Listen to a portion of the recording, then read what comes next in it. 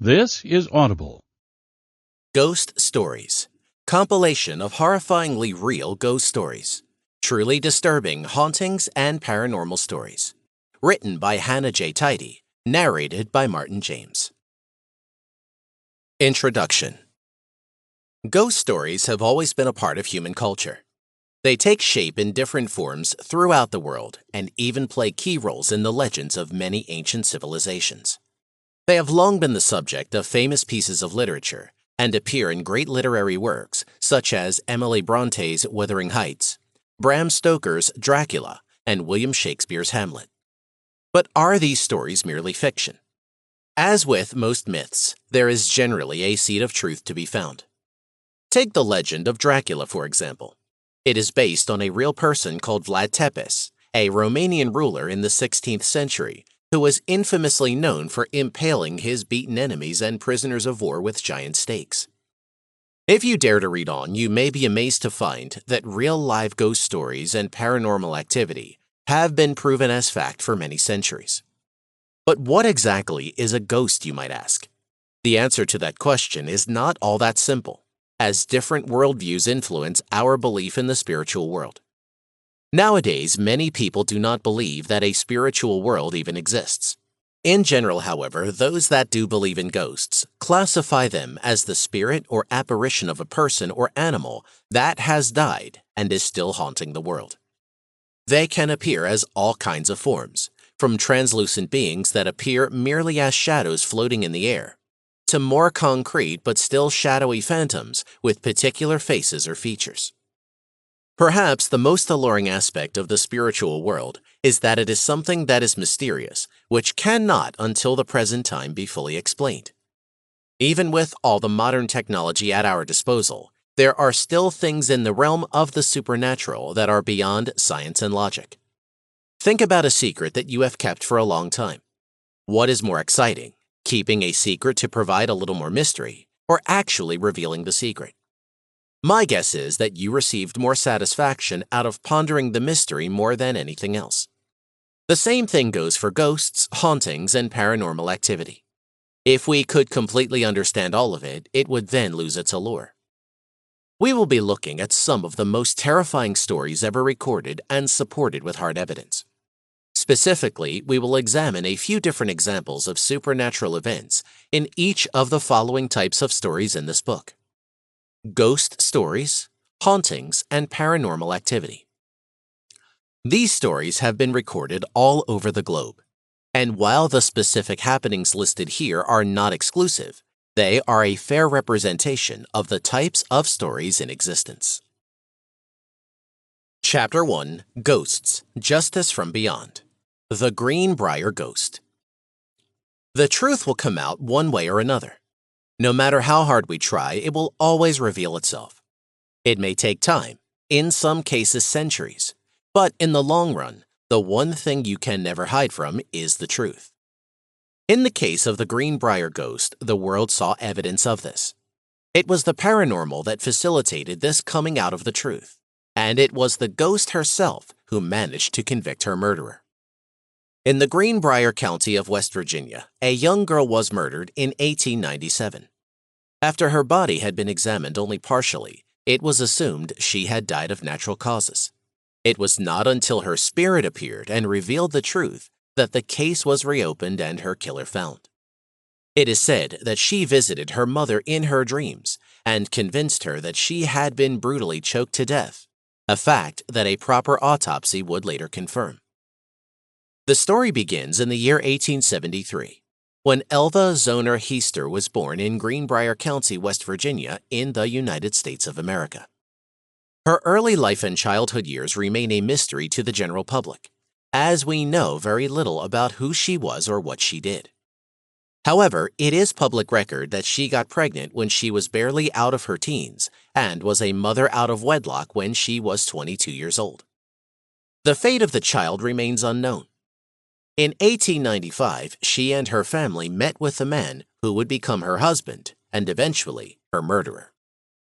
Edward Stribling Trout Shue was a blacksmith and had just moved to Greenbrier County himself in search of a better life. For Zona, who had been raised in the Richlands all of her life, he was a breath of fresh air that she had not encountered before. Shu, who worked at the shop of their usual blacksmith, attracted her attention almost immediately. After their initial meeting, Zona frequently returned to the shop to see him. Their romance was one of a harlequin whirlwind affair. Barely a few months had passed before they were tying the knot and saying their wedding vows in church. Zona's family, however, was not exactly pleased with their union. Her mother, in particular, was dead set against it. Mary Jane Heaster had taken a total and instant dislike to the man her daughter had fallen in love with, and openly objected to their union. But there was little she could do, and in the end, Zona and her new husband began their life together in their little log house. It only took 3 months before their marriage began to fall apart. Zona did not know it then, but she had essentially signed her life away to a serial offender, as there were things about her husband that she would never come to know. On the 23rd of January in 1897, Shu sent his neighbor's young boy to check in on his wife to see if she needed anything. He was going to the market, he claimed, and he wanted to see if she wanted him to get anything for her. The neighbor's boy did as he was told and walked into the Shu household straight through the front door, only to find Zona's body lying at the foot of the stairs, lifeless. For a long moment, the boy stood there staring at her, because he had no idea what to do or even what was happening. He was only a child after all. Who knows what kind of trauma he went through as he stumbled upon the dead body of Zona Heaster. Her body was positioned in a manner that seemed unnatural. She was stretched out straight and her legs had been pulled together. One of her arms was stretched out across her chest, while the other rested at her side, and her head was tilted. She actually looked like she was quietly sleeping. In fact, this was the first thought that went through the boy's head when he first saw her. Given that he was young and innocent, and the area was not known for rampant crime, it was hardly surprising that his first reaction was to assume that Zona was merely resting. He stepped towards her lifeless body and called her name softly. When his quiet, "Mrs. Shu," received no response, the realization sank in that something was seriously wrong. He panicked and raced out of the house, running straight to his mother, telling her all he had seen. Fearful for the worst, the woman called for the local coroner, Mr. George W. Knapp. Knapp, who also served as a doctor for the county, did not come to the Shu's house for almost an hour after he received the call. By the time he finally made it into the house, Shu himself had come back home and had carried his wife's body up the staircase and into their bedroom. He had laid her body out on their bed and dressed her up. This activity was the first suspicious detail in the case. It was considered rather strange for a man to wash and prepare a body. That was deemed to be a woman's job. Shu claimed that he had wanted to prepare his wife for her burial and dressed her in a high-necked dress with a stiff collar. He also placed a veil over her face and refused to leave her body while Knapp came closer to examine it. Knapp testified that Shu remained in the room during the entire time he was examining the corpse. He saw that Shu was terribly upset and pained at the loss of his wife. Not wanting to cause the man any more grief, he kept his examination short. He noted that there was some slight bruising around Zona's neck, but given that Shu was at the time holding her dead form close to him and sobbing over it, he did not make a big deal out of it. Shu also reacted almost violently when Knapp attempted to get a closer look. He pounced on the doctor and became extremely agitated. Knapp did not want to aggravate him any further, and not having found any other signs of foul play, he simply left the house. Knapp had also been treating Zona prior to her death. He originally listed the cause of death as an everlasting faint, but later changed it to childbirth. For close to 2 weeks before she died, she had been under treatment for what Knapp cited as female trouble, though whether she was pregnant or not is something that has never been confirmed. Perhaps she was trying to get pregnant and consulting with him for advice. For whatever the reason, Knapp, as her doctor, decided to go with childbirth as the cause of her death, and the case was closed. Her parents were informed of her passing and arrangements for her burial were made. On the 24th of January in 1897, Zona Shu was buried in the local cemetery. Currently, the place still exists, and it is known as the Soul Chapel Methodist Cemetery. Increasingly, Zona's husband reacted a little too strongly during the burial itself. He showed utter devotion to his wife and was extremely protective of her body in a manner that came across as more of a psychotic killer than a grieving husband, a truth that would not come to light until much later. He kept close vigil over her, constantly hovering by the open casket she was placed in and not allowing anyone else to come close to her, not even her parents. He would not let anyone touch her, especially when he put a pillow on the side of her head. His behavior was extremely erratic. His demeanor alternated between grieving loudly and painfully for his wife, and suddenly becoming extremely energetic and delighted. Apart from the pillow, he also placed a rolled-up sheet on the other side of her head, cushioning her neck entirely so that it would not be visible. To add to that, he also tied a long scarf around her neck. The pillow and the sheet, he claimed tearfully, would aid his wife in her final rest and make it more comfortable.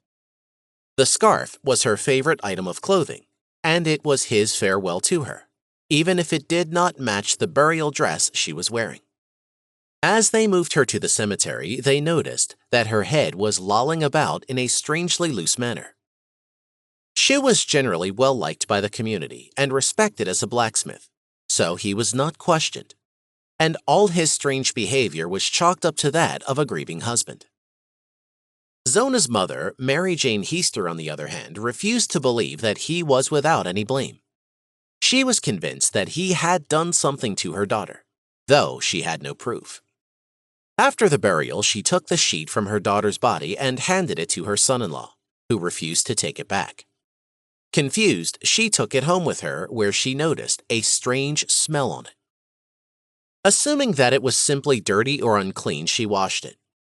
This was when Zona's ghost made her first appearance. Physically, there was nothing wrong with the sheet. It was not as dirty as one might expect it to be, and certainly did not warrant a full wash. Mrs. Heaster washed it anyways, and when she dropped the sheet into the basin, the water turned red. One would assume that this was merely a red stain washing off. But what is interesting is that Mrs. Heaster saw the water's red color spread onto the sheet instead of the other way around. The color of the water stained into the sheet, turning it red, while the water became clear. No matter how hard Mrs. Heaster tried, she could not wash the red stain off the sheet. She was sure this was a clear indication that something was wrong and that Zona's spirit was communicating with her in a plea for help. Skeptics would probably claim some scientific explanation for the entire process, but the fact remains that Mrs. Heaster was a believer. Already having suspected her son-in-law of foul play, she knew that this was a sign from her daughter herself. She took to praying every night, hoping for another sign or a clue as to how to prove that her daughter had been murdered. She wanted justice, and she did not know how to get it. For the next 4 weeks, she prayed. Every night, she would sit down and cry for her daughter to return and tell her the truth. Her faith was finally rewarded at the end of those 4 weeks when Zona appeared to her in a dream. The night was cold and the air was fraught with tension when Zona appeared to Mrs. Heaster and told her the whole truth. This is what Zona's ghost revealed. Shu was a man possessed of a cruel nature. He was prone to abusing the people closest to him and had regularly beat Zona. He often had violent fits, and that day he flew into a rage when she told him that she had not made any meat for dinner. In his anger, he had snapped her neck, thus explaining the strange angle of her head and the looseness to her neck as the corpse was transported to the cemetery. To prove that her neck was indeed broken, the ghost of her daughter turned her head around so that it was facing backward. and all Mrs. Heaster saw was a head of hair floating on top of her shoulders and body. It goes without saying that she was frightened beyond her wits and woke up screaming, hardly able to believe what she had seen. She might have been a believer and had even been praying for the exact sign that she had just received. But a sight like that is enough to send chills down the spine of anyone. She was inclined not to believe her dream, and ready to dismiss it as just another figment of the post-traumatic stress she had experienced, especially given the way the ghost's neck twisted completely around to bring her face back to the front. Over the course of the next 4 days, the dream would repeat itself. Mrs. Heaster reported that Zona appeared again and again. First, there would be a bright light that would shine behind her eyelids, and then slowly a mist would solidify into her dead daughter's sunken corpse, the room becoming utterly cold and frigid. This went on until Mrs. Heaster finally realized that she had gotten the proof she needed to fight for justice for her murdered daughter. She went to the local prosecutor, a man by the name of John Alfred Preston, to whom she tried to convince of her son-in-law's guilt. Obviously, with a ghost story as her only proof, he was hesitant to reopen the case. It is reported that she spent several hours with him in his study, arguing to convince him that her daughter did not die due to what was previously assumed. Zona was murdered and deserved justice. Whether he believed her story about her daughter's ghost or not, we do not know. But he did reopen the case, going on the belief that there was something suspicious about the whole situation. Noting that a few of the other local people had also stated that Shu was acting strangely, Preston considered that perhaps Zona's death had not been as innocent as it appeared. Preston went to interview people that had been involved with the case. The first of the witnesses to be interviewed was Dr. Knapp, who revealed that his examination of the body had been incomplete at best, and that he had not done a proper autopsy. Preston ordered for the body to be exhumed and that an autopsy be conducted. An inquest jury was also formed to look into the death, and it was slowly turning into an investigation, not just a tragedy. This is where skeptics would have to accept the truth, because the autopsy confirmed what Mrs. Heaster had already known. Up until then, it was possible to have dismissed her dreams and the appearance of her daughter's ghost as something triggered by loss and psychosis. However, medical evidence proved that whatever she dreamed was completely right.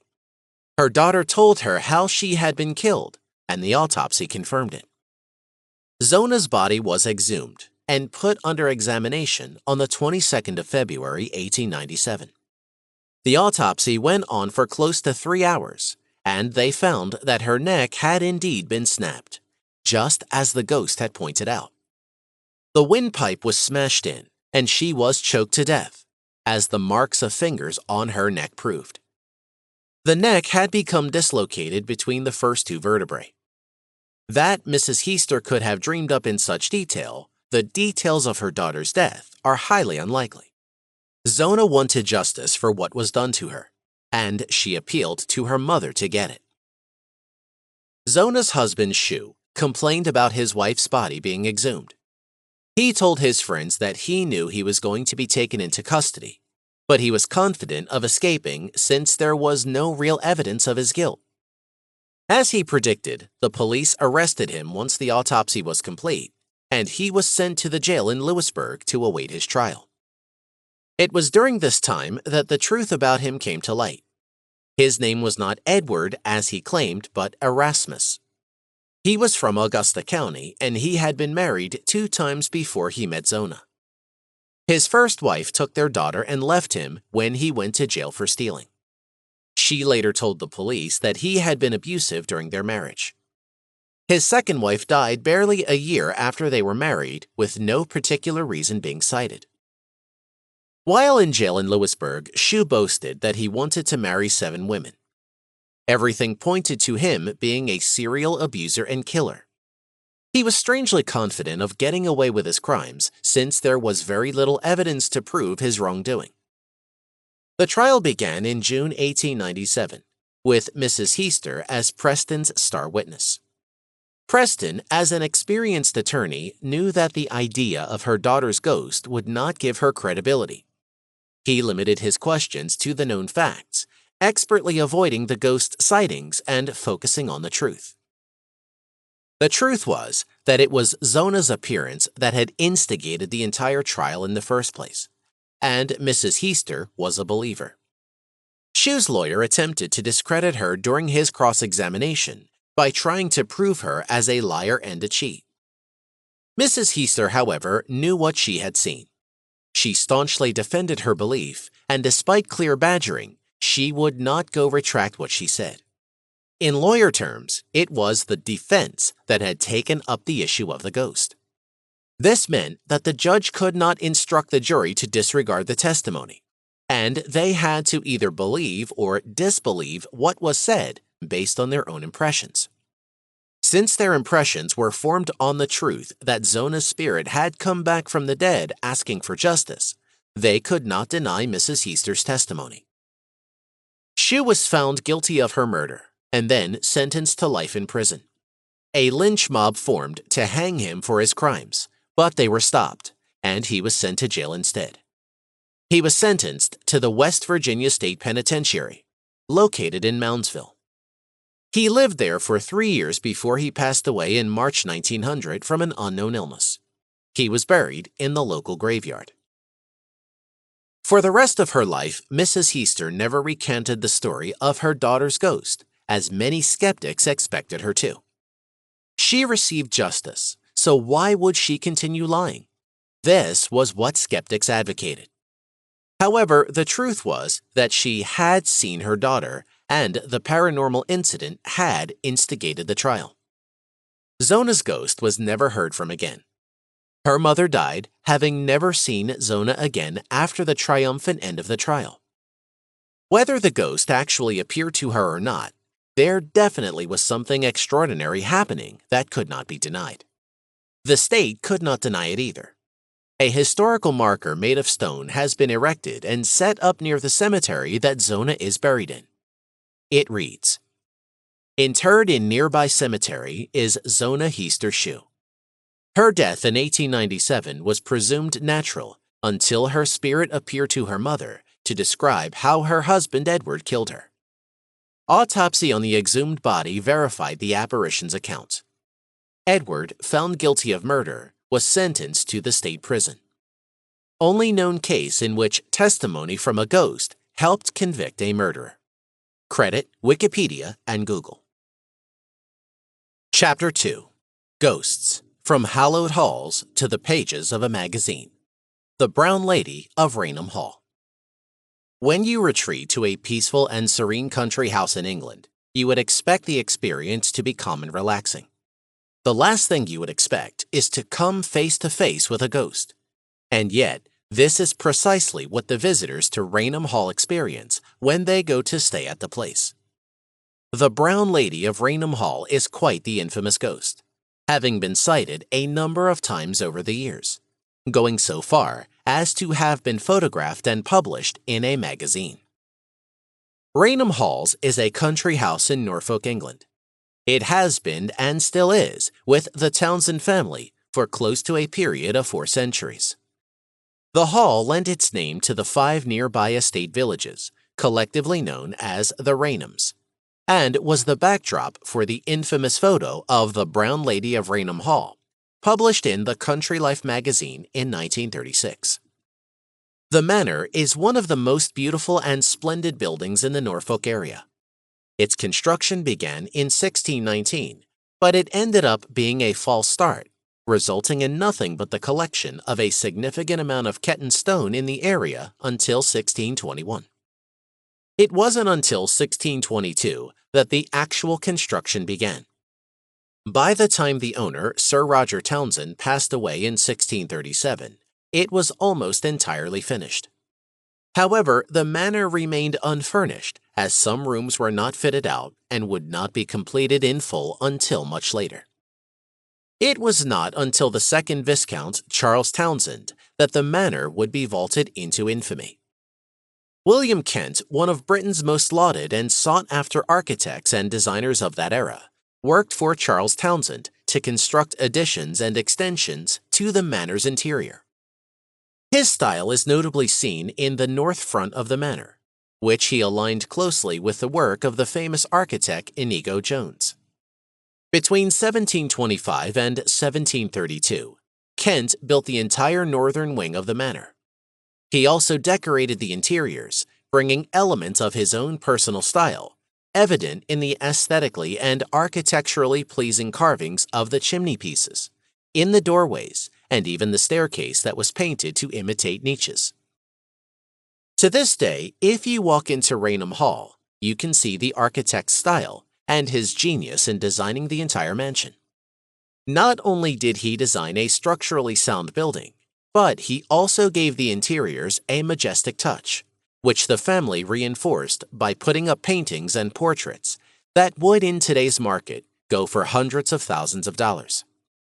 In fact, some of these paintings are still in the mansion today, even after the auctions that took place in the mid-1900s.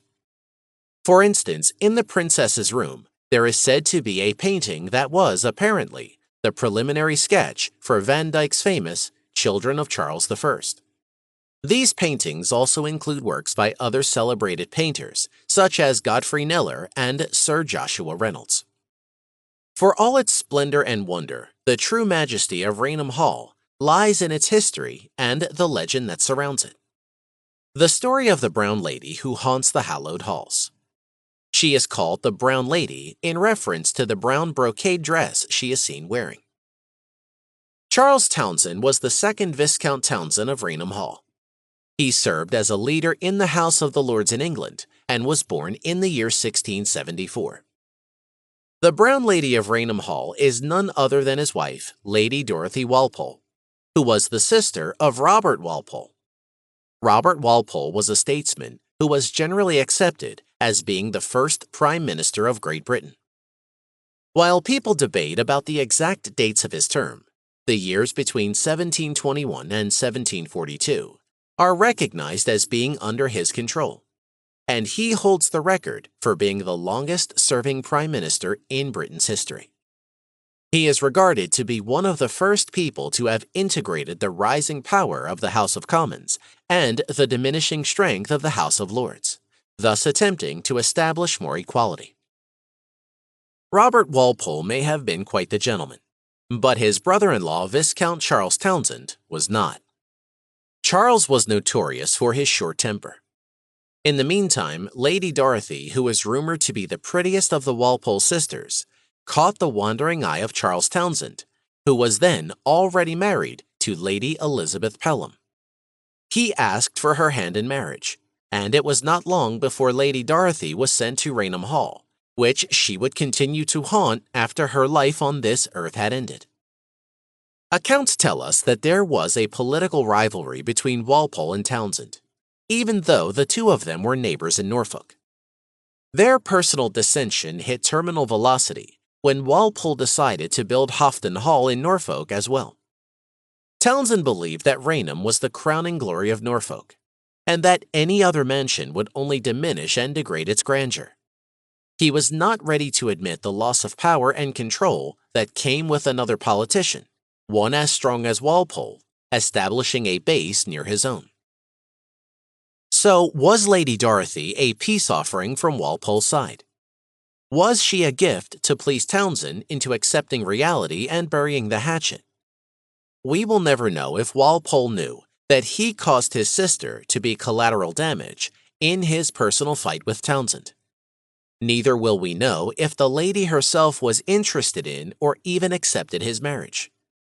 Her motivations and aspirations are lost to the pages of history. What has been speculated, however, is that she was having an affair with Lord Wharton at the time of her wedding, and perhaps even before her marriage. Lord Thomas Wharton, the first Marquis of Wharton, was a man notorious for his debauched and hedonistic lifestyle. Born in the year 1648, he was a nobleman who also served as a politician. His genuine interest, though, lay in drinking, partying, and leading a life of pleasure and self-indulgence. He had multiple lovers and was quite the hedonist. Some records indicate that he may have once broken into a church while drunk, and then gone on to sacrilegiously relieve himself against the communion table, as well as in the pulpit of the church. Whether this is true or not, we do not know, as there is little hard evidence that proves it. However, when he was publicly accused of it in the House of Lords, Wharton was speechless and could not offer a proper response, indicating that he was guilty of the crime in question. What is truly sad is that, despite all his debauchery, he was a man of great wit, charm, and intelligence. In fact, he was one of the strongest politicians in Aylesbury, and his voice was instrumental in the Ashby versus White case, which is famous in the UK for having established the right to vote and equality for all. It is little wonder, then, that Lady Dorothy, attracted to his wit, charm, and power, allegedly consented to be his lover before her marriage was fixed to Charles Townshend. And this carried on even after the wedding. It was Townshend's discovery of her illicit affair that led to her death. It was not the kind of crime of the mad, murderous rage of a jealous husband who grabs the nearest weapon he could find. It was instead a much crueler, painful death that Lady Dorothy went through. Charles Townshend abandoned her and left her locked up in the family home all by herself. She was left to die alone and discarded within the walls of Raynham Hall. Her husband did not even allow her to visit with her children. Can you imagine that? Being trapped in a mansion that serves as your prison with no one to interact with, thrown there by your husband, and abandoned by your lover. Lord Wharton certainly did not try to free her or help her in any way. Slowly, Lady Dorothy probably went mad. At that time, there was an outbreak of smallpox. When poor Lady Dorothy caught the disease, no one was there to nurse her back to health. Alone, desolate, and sick, Lady Dorothy may have gotten so weak in body and spirit that she lost all her will to live. You could say that Dorothy was already haunting Raynham Hall even before she died. Finally, in 1726, her sickness and her soul made her so weak, she eventually passed away and was buried on the grounds. Another theory proposed is that Lord Wharton's wife, the famous writer, poet, and aristocrat, Lady Mary Wortley Montagu, may have been the cause of Lady Dorothy's grief. The Countess of Wharton was allegedly in a rage over her husband's affair with Dorothy, that she deceived her by inviting her to the home. She conspired with Charles Townshend, and it was at her cunning direction that Lady Dorothy was to be fatally trapped inside Raynham Hall. Whatever the real reasons were that led Lady Dorothy to this fatal end, what is sure is that it was a slow and cruel demise. No wonder the anger within her soul ensured that she would not rest. Her spirit, still looking for vengeance or even justice, still wanders the grounds waiting for release. Charles Townshend himself died in 1738. He spent his last years at Raynham, possibly being haunted by the appearance of his wife's ghost. However, that was not enough for her restless spirit to move on. She was still angry, sad, and filled with pain. The first recorded sighting of the Brown Lady happened in 1835. Colonel Loftus went to Raynham Hall to spend Christmas there. He was walking into his room late in the night when he caught sight of a figure in front of his room. It was a woman dressed in a brown brocade gown. When he tried to get a better look at her face, she vanished. The next evening, she appeared to him again, and this time Loftus made a note of her empty eye sockets and her glowing countenance. When news of this haunting came out, it was not a surprise that members of the house staff resigned from their jobs and decided to leave the cold manor permanently. More people started to tell personal stories of their own encounter with the ghost. Whether this brown lady was Lady Dorothy was something that people did not think about at that time. She was only called the Brown Lady, who appeared and terrorized unsuspecting victims. The second reported sighting is a second-hand account. Captain Frederick Marryat, a writer and a sailor, and who was a friend of author Charles Dickens, was apparently the next person to have seen her.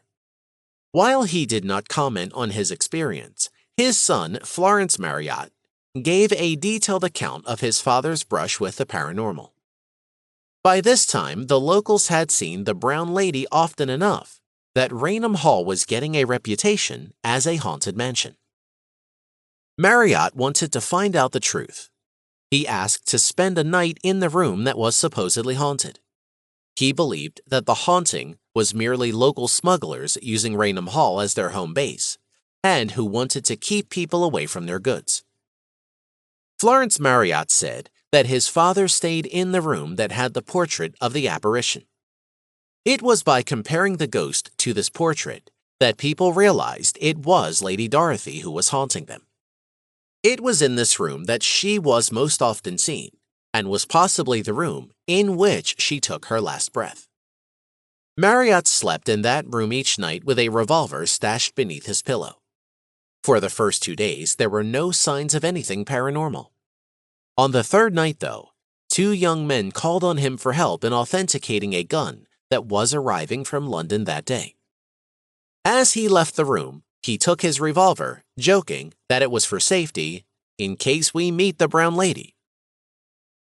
Dressed in nothing but a shirt and trousers, an indecent sort of attire for that era, Marriott accompanied the men down the hall.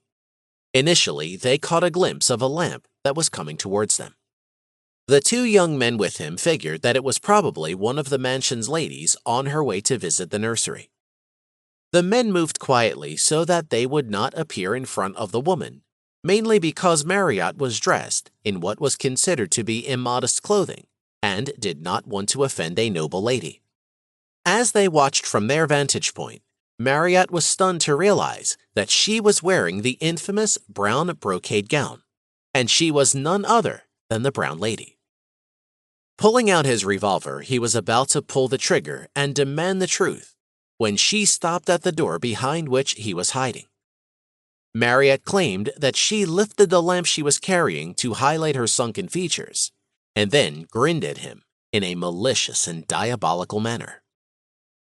An ordinary man might have frozen in such a situation. Marriott, on the other hand, yanked his revolver hard and discharged the bullet right into her face. It passed right through her and lodged itself in the wall behind her, as the Brown Lady herself vanished into thin air. Marriott returned home and never again attempted to go back to Raynham Hall to seek out the Brown Lady. The next reported sighting of Lady Dorothy happened in 1926, which the then Lady Townsend recorded. Her son and his friend had been playing on the staircase together when they felt an unusual chill and caught sight of the ghost. It wasn't long before they realized that she was the same woman in the portrait, and they drew the conclusion that it was the Brown Lady, Lady Dorothy, who had been trapped within the manor and died inside its walls. The most infamous sighting of the Brown Lady happened in the year 1936, when she was captured on film and nationalized in Country Life magazine, catapulting her and Raynham Hall to fame. On the 19th of September 1936, Captain Hubert Provant, a photographer based in London, came to Raynham Hall with his assistant, Indre Shira. They both worked for Country Life magazine and wanted to take pictures of the manor for an article. It goes without saying that they were also intrigued by the mansion's history and ghastly legend. Their photograph was one of the first ghost pictures ever captured, and this garnered so much attention. They had just taken a picture of the hall's main staircase when Shira caught sight of the veiled form floating down the stairs. Shira pressed down on the trigger and captured the picture. But it was not until they developed the picture that they realized that they had caught the Brown Lady on camera. They got the photograph along with their entire story published in Country Life magazine, making them famous almost overnight. Noted paranormal investigator Harry Price came to interview them. He claimed that their story was legitimate, given that they did not even realize they were capturing a ghost on camera. The negative was verified as not having been tampered with, so it can be assumed that it is authentic. Logic dictates that when all other possibilities are eliminated, the truth is what's left, no matter how bizarre or unbelievable it is. And the fact is that the brown lady exists, and two amateur photographers captured her on film. Over the years, various people have studied the photograph and argued the truth behind it. Modern science has examined the picture time and time again, and each time results have been inconclusive. There is a claim that the image could be an accidental double exposure, or that light got inside of the camera by mistake, or even that Shira and Provand fake the photograph. Even if any of these theories were true, it only proves that the photograph is fake, and not that the brown lady herself is. Even after the picture was published, sightings of the brown lady haunting that room and the staircase continued, although they have dwindled down in number throughout the years. The late Marchioness of Townsend reported having seen her several times in the late 1960s, and many of the housekeeping staff talk about the cold drafts and lights typical of a haunting within the manor. The truth is that she still lingers in the hallowed halls, waiting for a release from her prison. Such a tragedy, trapped by her own family and left to die, her mind going insane. All this anger and hate inside her with no closure. She still roams the manor, haunted by what happened centuries ago, waiting for the day when, once and for all, she will be able to leave Raynham Hall. Chapter 3: Ghosts, Emails from the Other Side. Jack Froese. A modern and relatively recent story, the tale of Jack Froese, was first told through the personal accounts of those affected by it. This story can be one of horror, as well as joy, depending on how you would personally cope with and view the death of someone close to you. Some may find it deeply unsettling or horrifying, while others would find solace in the experience if they happen to have lost someone dear to them. Either way, everybody will agree that the freak occurrence described by Froese's friends and family is incredibly strange, to say the least.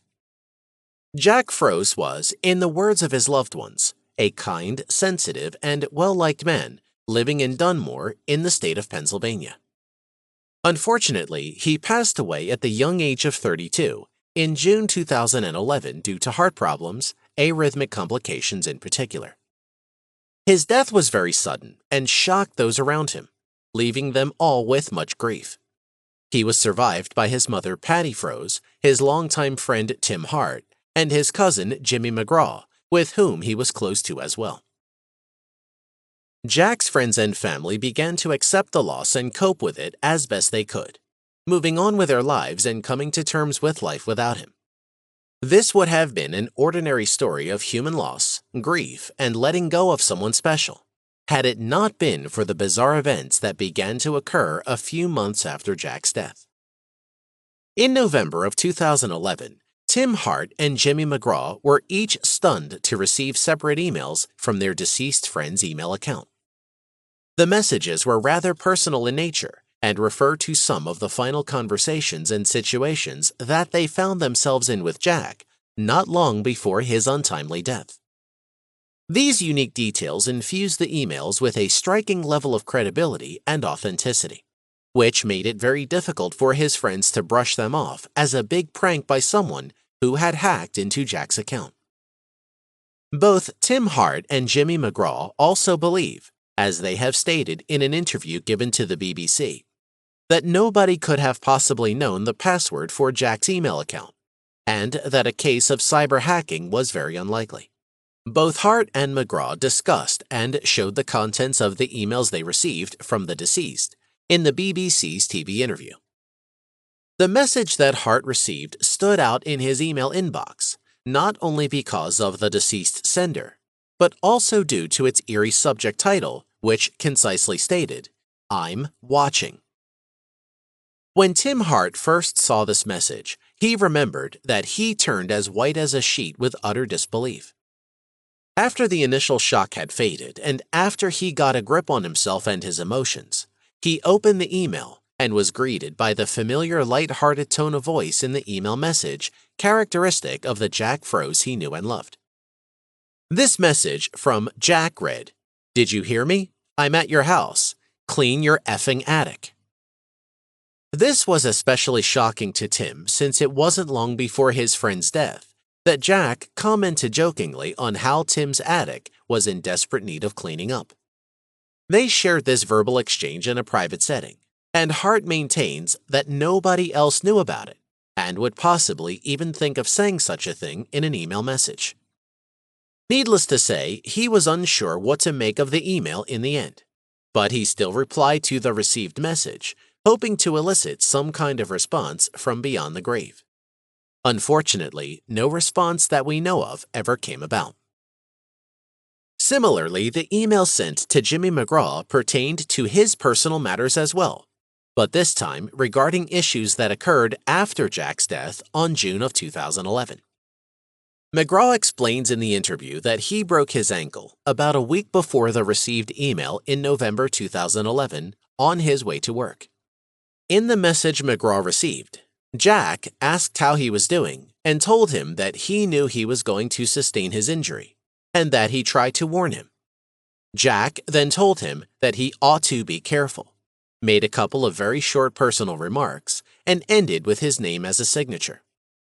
McGraw said that during the time when he was recovering following his ankle injury and accident, he saw very few people, which only included a couple of friends and a few family members.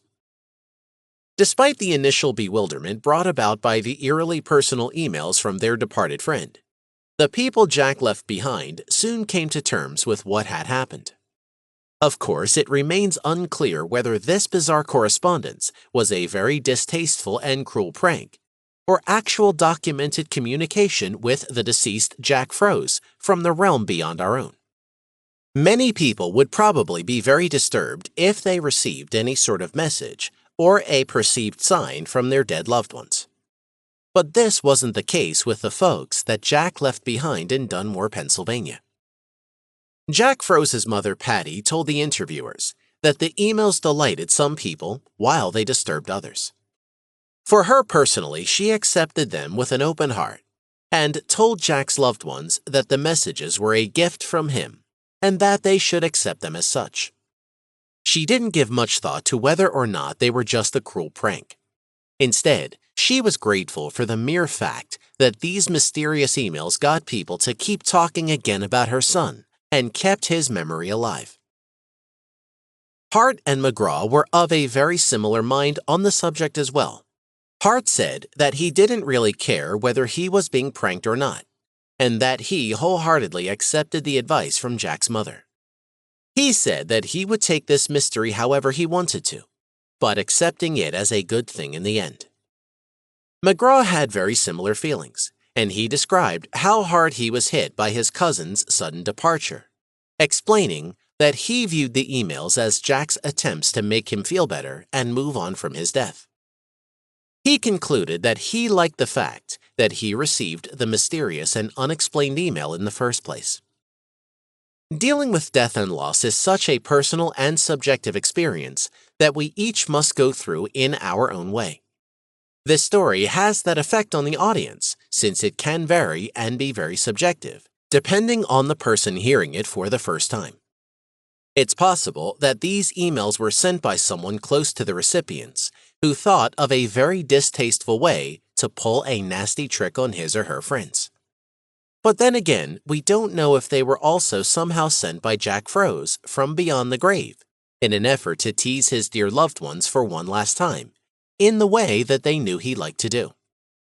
Either way, Jack's inner circle got something good out of the whole experience and found a sort of closure in the mysterious messages, helping them to eventually move on. How would you have felt receiving such an unexplained and eerie correspondence from the realm of the unknown? Chapter 4. Ghosts to Raise the Devil. The Ghosts of Taunton State Hospital. Many ghost stories are about sightings of single apparitions of spirits whose common tales begin with some gruesome or traumatic experience resulting in a very tragic end. These souls sometimes get trapped in the locale where such vile crimes were committed. But when a place is subject to the constant visitation of more than a single spirit, then that story would be truly a horrifying haunting. Asylums have always been sites of hauntings, and for good reason. During earlier times, these places were treated as the graveyard for the mentally ill.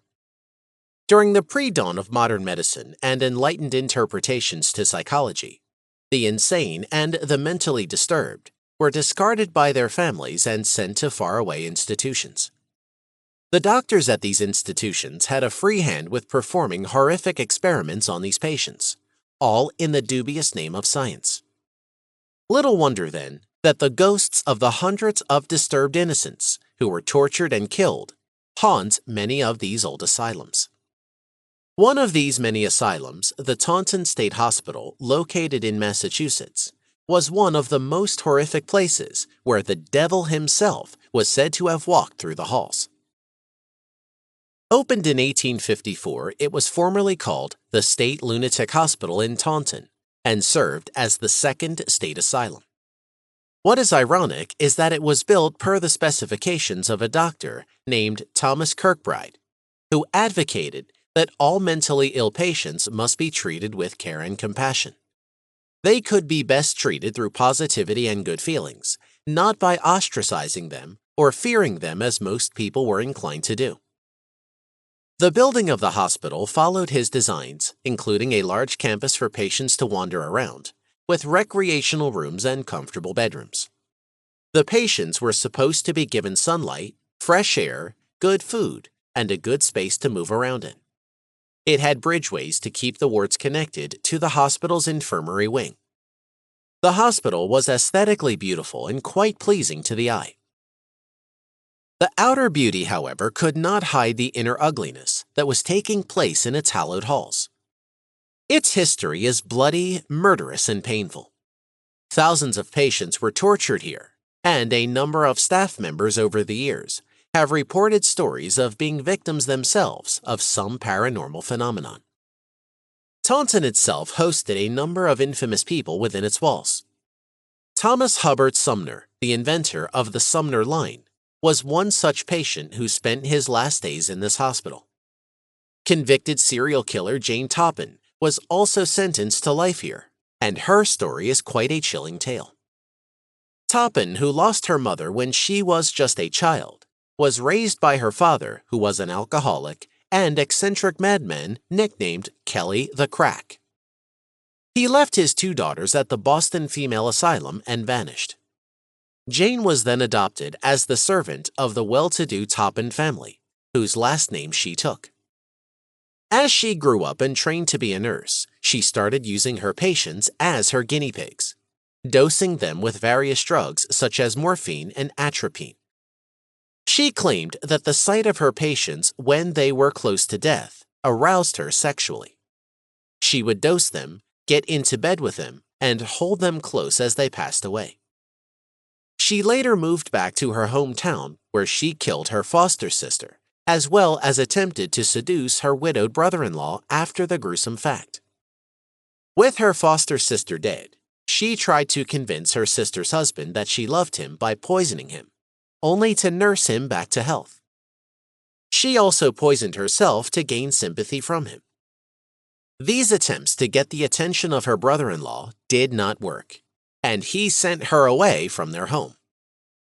Investigations of her previous murders led to her arrest, where she confessed to having killed more than 30 people. She was sentenced to life at the Taunton State Asylum. Her ghost, no doubt, still haunts the halls, drawing people closer to death and holding them tight as they pass into the void. Madness, violence, and murder ran rampant within the halls of Taunton.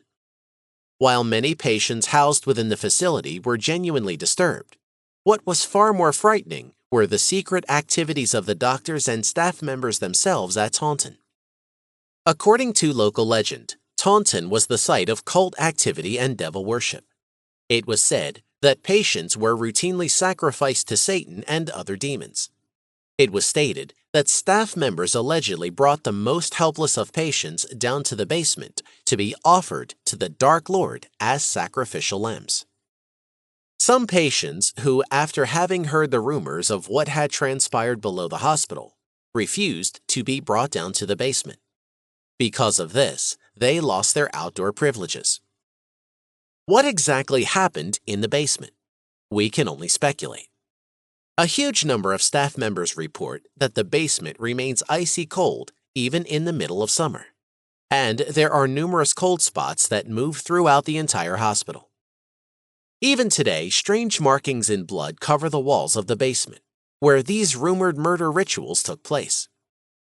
No doubt, possibly hundreds of lost souls are still trapped within these haunted corridors, trying to reach out in the only way they know how. One staff member once decided that he would like to see the truth for himself.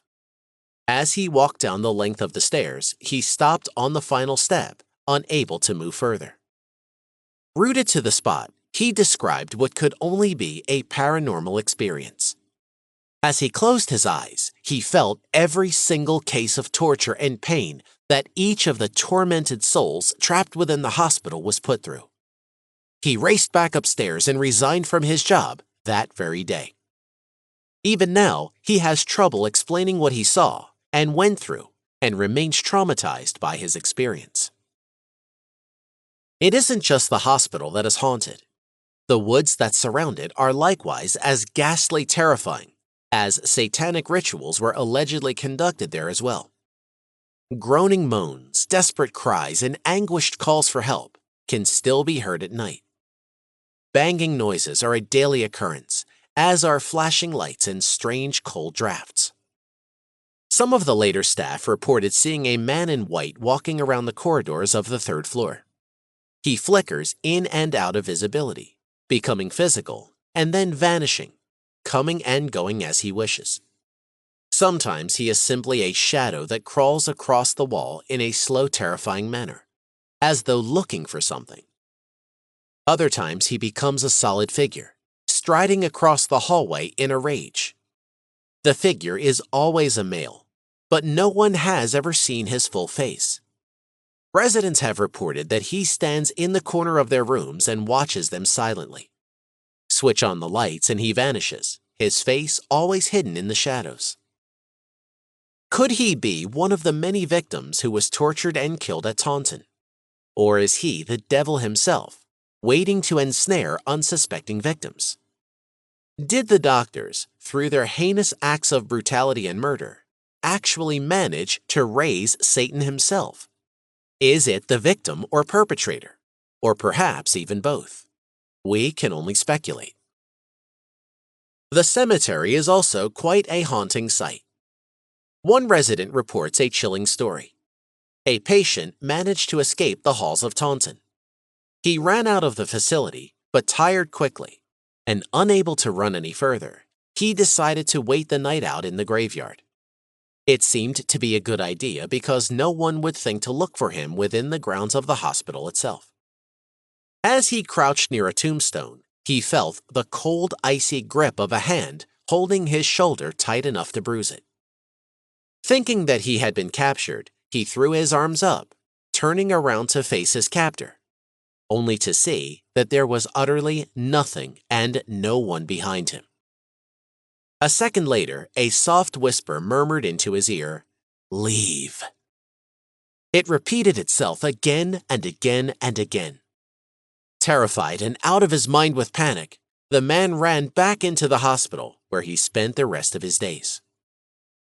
Were both the ghostly hand and the ghastly voice that of a ghost attempting to warn him to escape the halls of Taunton?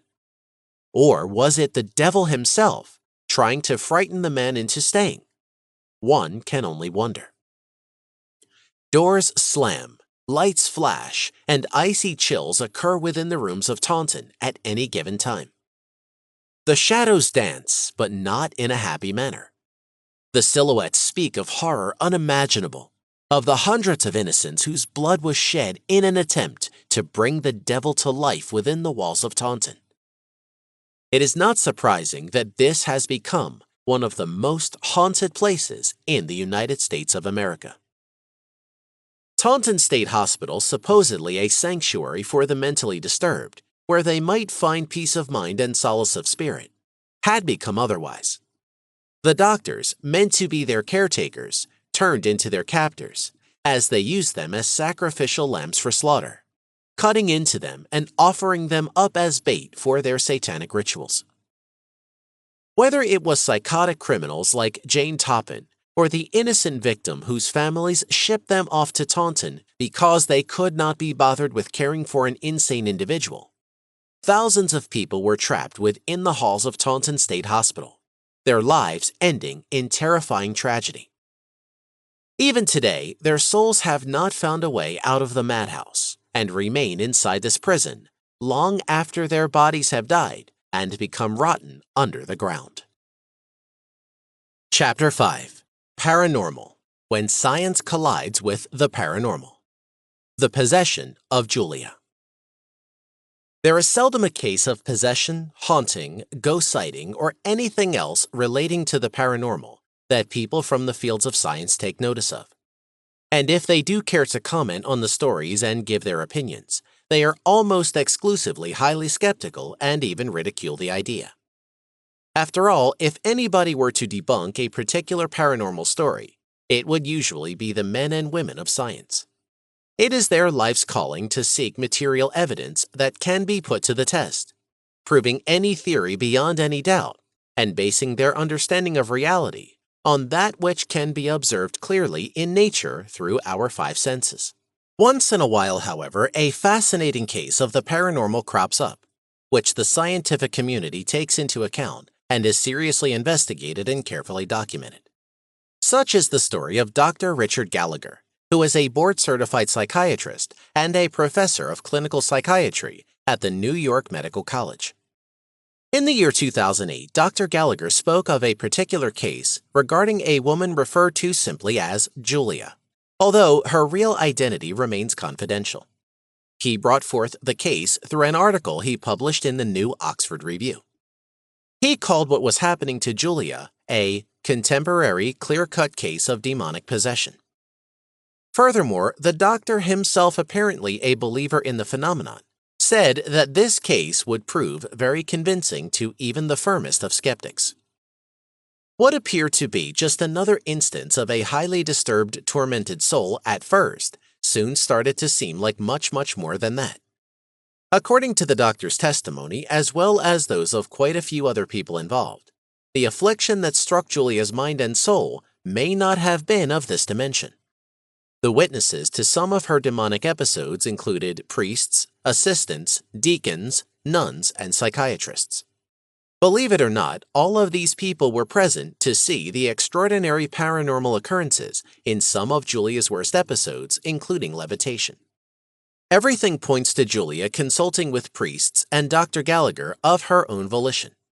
Wishing to undergo a Roman Catholic exorcism, Julia sought the assistance from a priest. Simultaneously, Gallagher, in his capacity as a psychiatric professional, was called in to rule out the possibility of mental illness. The doctor had no idea of what was to come.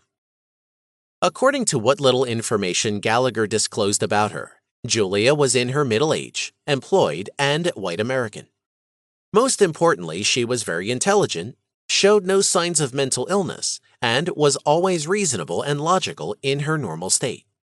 She had been a Catholic for a time, but she subsequently decided to go down a different path. The woman had a dark, lengthy history of involvement with Satanist groups, with whom she had participated in many satanic rituals. Over time, she began to feel that a demon, or even Satan himself, might have possessed her, as her life was deteriorating rapidly on all fronts. She was certain of this by the time Gallagher and the rest of the team got involved. In Gallagher's own words, the exorcising of Julia's supposed demons commenced with a ritual in June, on an unexpectedly warm day. The doctor further explained that despite the rising temperatures outside, the room where the exorcism was about to be carried out was unnaturally cold. However, the room grew warm beyond comfort as the exorcism was well underway. The intensity of the exorcism was reported to give off immense heat, which almost got to the point of forcing everybody out. At the beginning of the exorcism, things were fairly quiet, as Julia appeared to drift away into a state of serene trance. Gallagher explained that Julia would often go into all kinds of trances repeatedly. Although dislodgement from reality is common among many mentally ill individuals, Julia's episodes were particularly marked by strange aspects. Her voice would change rapidly and oscillate between high and low pitches, sometimes sounding rather deep and intimidating. The voices seemed very unnatural and foreign to the Julia they knew when she wasn't experiencing these states. The alleged demons would hurl insults and threats through her, and Julia referred to herself in the third person. It seemed evident that the voices appeared to come from a source clearly separate from Julia's person. The voices would say that Julia belongs to them, and they would warn the team to leave her alone and give up, or they would regret it. In between the insults and the taunts, all those present observed that she made bizarre screeches, roars, and monstrous growls unbecoming of any human being. As expected, Julia had absolutely no recollection of what she was saying and doing after she would snap back to reality. Certainly, one could have easily suggested that this was somewhat like a multiple personality disorder, a life-crippling mental illness that plagues quite a few people. However, Dr. Gallagher, being a seasoned psychiatrist, would have been the first to make such a diagnosis. Alas, this was ruled out. This became even more evident as her verbal expressions soon took quite a dizzying turn for the paranormal. The inhuman fits of rage and the overall viciousness of these demonic outbursts were the least of what was creepy. Julia would randomly start speaking in languages such as Spanish and Latin, languages that Julia didn't speak a word of otherwise.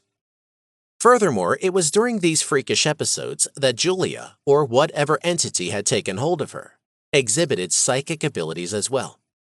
She made comments regarding the personal information and details of the lives of those present, although she had no way whatsoever of knowing these things. Dr. Gallagher mentioned a few specific instances of this phenomenon. She appeared to have insight into the family life of members of the team, including deaths, tragedies, illness, and other deeply personal matters. One of the team members was shocked to hear Julia describing not only the life and personal disposition of a relative, but also the way in which he died. Julia correctly guessed that the relative had died of cancer, and more impressively, she was also able to say what type of cancer it was. Similarly, she was aware that another team member's household cats had a bloody, ferocious fight amongst themselves the night before. Of course, she had never seen the team member's house nor the cats. As a matter of fact, she had no early way of knowing that this person even had cats. Yet she teased the team member with comments on how brutal the cats were to each other. When he returned to his home in a completely different city the next day, the aforementioned incident was confirmed. He didn't know his cats to ever fight like that prior to this. You'd be wrong to think that Dr. Gallagher's account stops here. Many of Julia's attacks and demonic outbursts were very physical in nature, not just verbal and psychological. Namely, the doctor describes that she had near superhuman strength, very unbecoming of an average-size female human being. Keeping her restrained was an incredibly difficult task, and several people were hardly enough to keep her down. Things rose to a whole new level of bizarre with the doctor's description of the horror that came next. He said that everyone in the team were terrified to see Julia begin to levitate less than a foot above the floor. In defiance of the most fundamental laws of nature, she remained in this mind-boggling state for around half an hour. Gallagher also described Julia, or the force within her, as having telekinetic abilities. The objects in the room would fly out of place and get tossed around, apparently completely on their own. Books and other things were launched from their shelves, rendering the situation quite dangerous for the team in the room. As the story goes on, Julia was apparently cleansed in the end, and the team concluded that the exorcism had most likely been successful, though Gallagher had his reservations. We'll probably never know if the alleged demon was really banished from the woman, or if it had just decided to change its strategy and lie dormant as a ruse to fool the exorcists. While it could be safe to assume that the rite was successful, from the many similar stories in pop culture that we are familiar with, it is quite possible that in the future, the demon could easily be triggered into activity by any stimulus that is religious in nature. Dr. Gallagher has released very few personal details about this subject, and we don't know if he kept in touch with her after the fact. Thus, Julia's subsequent fate and course remains a mystery.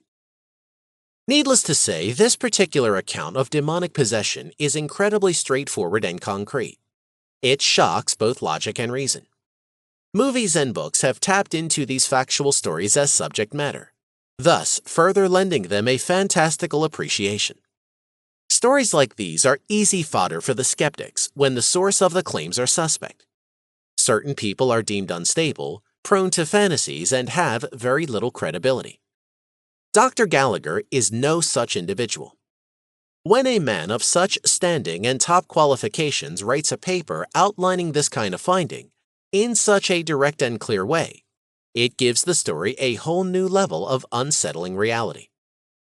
Of course, that isn't to say that he is infallible and incapable of lying and making up a hoax, but there would be a lot at stake for such a man if he were to take that road. His credentials and track record in psychiatry are available for all to research and take note of.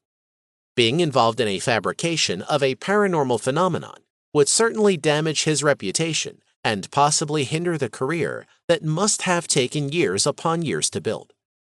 All in all, the source of information is always one of the main factors skeptics consider when looking at a story of the paranormal, using it to determine the potential validity of the information.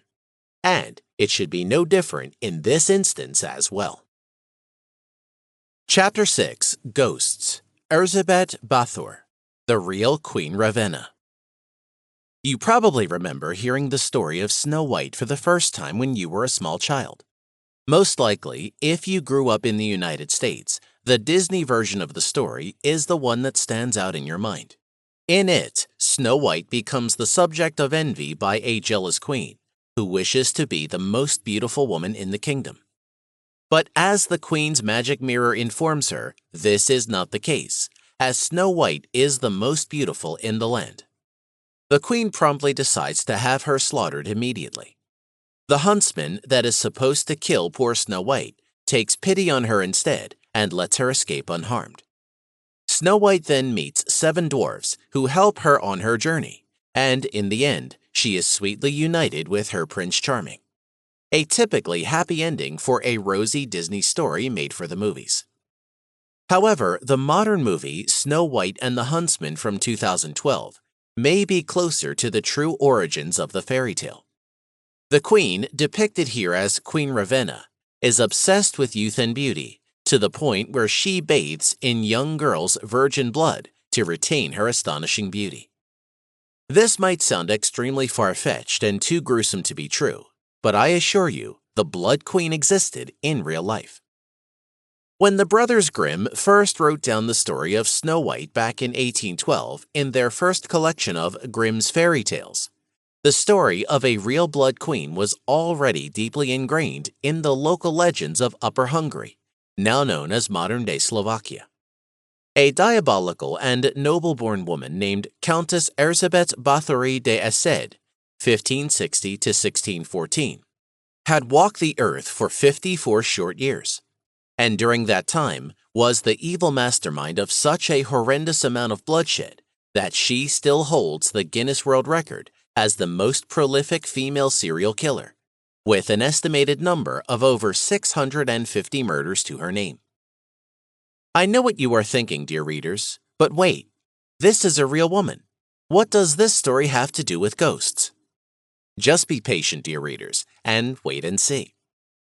Let's start with the gory story from the very beginning, and you will find out how ghostly and otherworldly this bloody piece of history truly is. Erzsébet, or Elizabeth, was born in the town of Nyírbátor in eastern Hungary.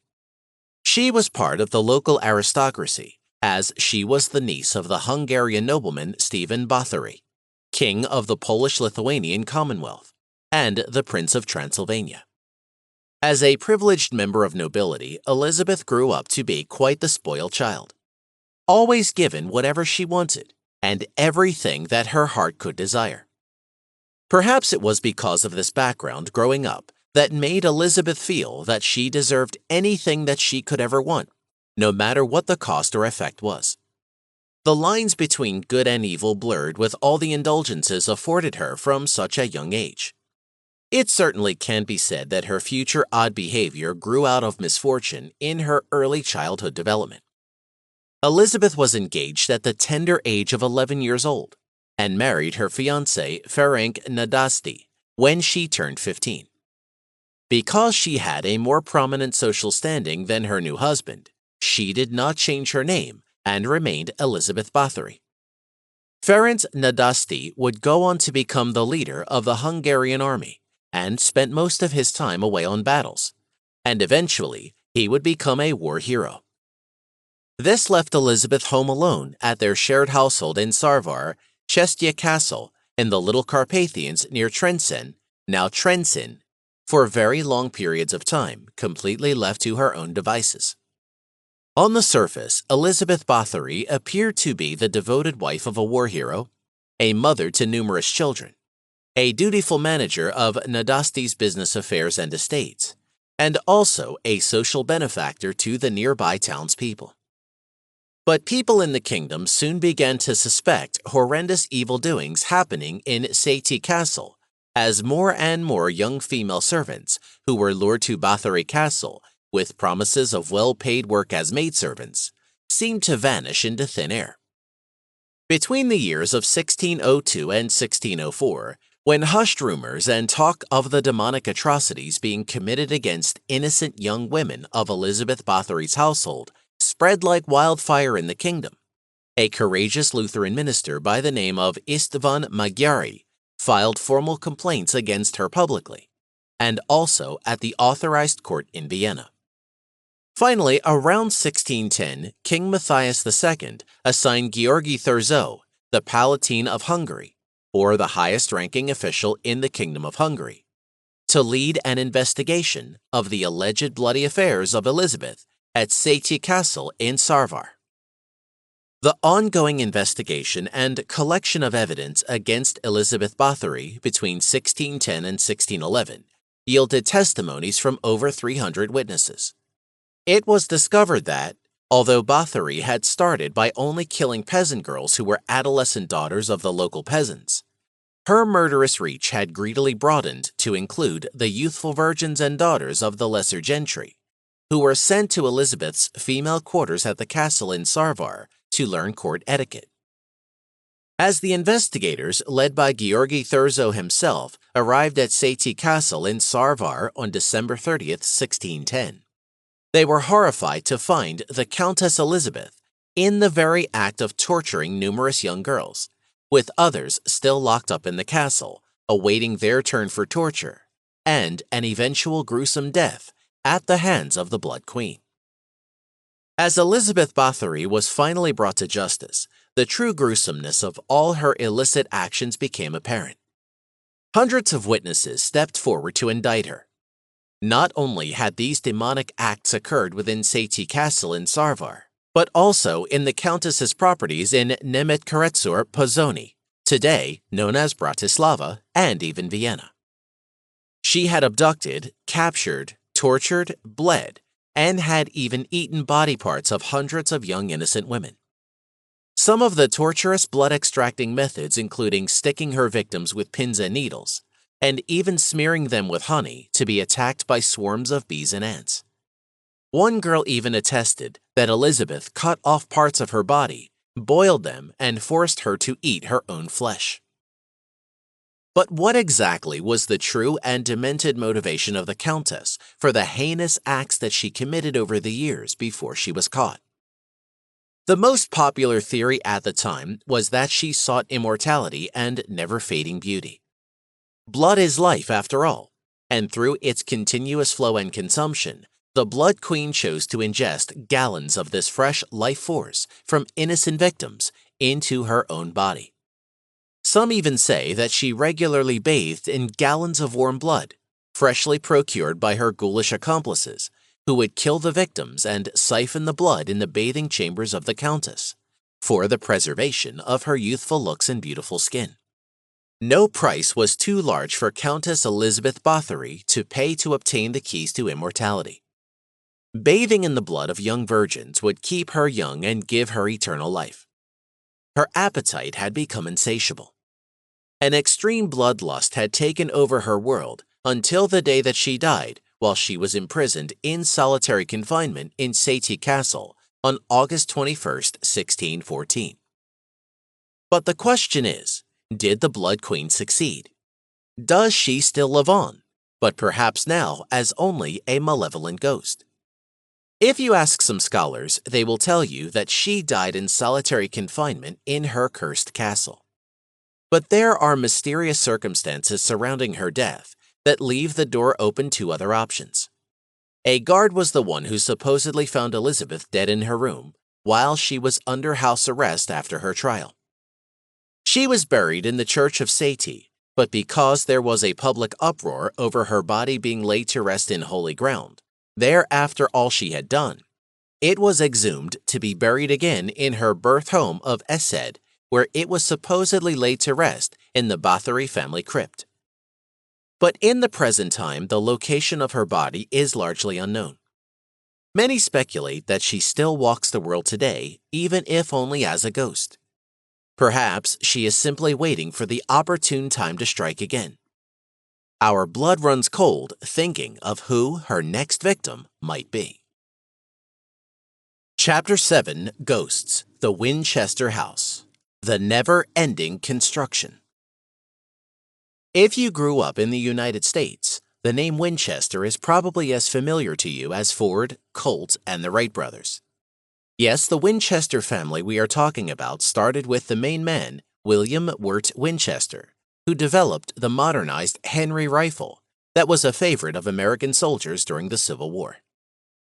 The Winchester Repeating Arms Company popularized and invented several forms of the modern firearm, and the family made their considerable fortune because of weapons contracts with the government, as well as private sales made at the time. In fact, this company that was founded by William Winchester back in 1857 is the same company that is still in existence today.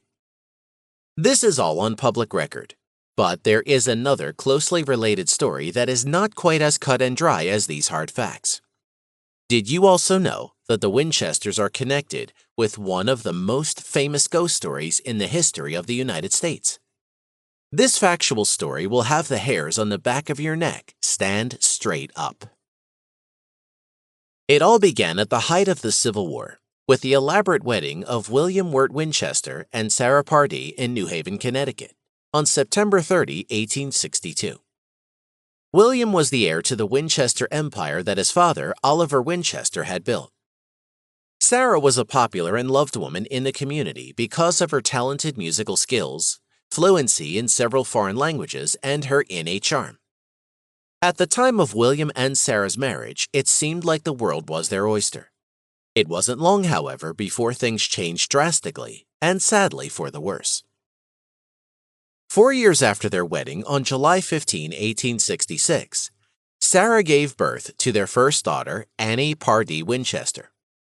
But that was when the first misfortune struck Sarah, as her baby died after only a few days of life when she contracted a debilitating illness known as marasmus, where the body of the child literally wastes away until eventual death. The baby passed away on July 24, and this nearly pushed Sarah towards the edge of madness with her grief. Sarah was utterly distraught for some time after, but at least she had her husband William by her side to comfort her. The death of the baby was so impacting, though, that the couple never had another child. A year shy of their 20th wedding anniversary, misfortune struck once again, and Sarah's husband William succumbed to pulmonary tuberculosis and died on March 7, 1881. Sarah became a multi-millionaire overnight, receiving an incredible inheritance of over $20 million, as well as 48.9% of the Williams family business, the Winchester Repeating Arms Company, with an income of around $1,000 a day. But all of Sarah's newly received wealth and family fortune could not help ease the pain and suffering that she was going through over the deaths of both her husband and only child. Her grief completely eradicated any ounce of joy from her life, and she was heartbroken. It was in this fragile, highly emotional state that Sarah was approached by a friend of hers to seek out a spiritualist medium to converse with her husband William, so that she might have some closure after his untimely death. Unbeknownst to Sarah, this decision to consult with the supernatural and spirits from the other realm would eventually lead her down the path of the construction of the world-famous Winchester house. When Sarah finally met with the spiritualist, she was told that the ghost of her husband, William Winchester, was present.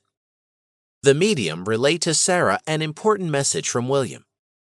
"He is telling me to let you know that there is a terrible curse on your family, and this is the reason for the deaths of both himself and your child. It will soon claim your life too, unless you do something to stop it.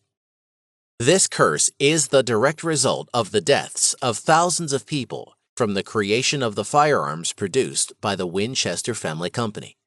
The spirits of the dead now seek vengeance." Sarah was also told that she must pack up, sell her properties in New Haven, and make a trail for herself in the West, on the path of the setting sun. Sarah was also told not to worry, she would be guided on this journey by the spirit of her husband William, and when she finally set eyes on the right property for her new home in the West, her heart would recognize it.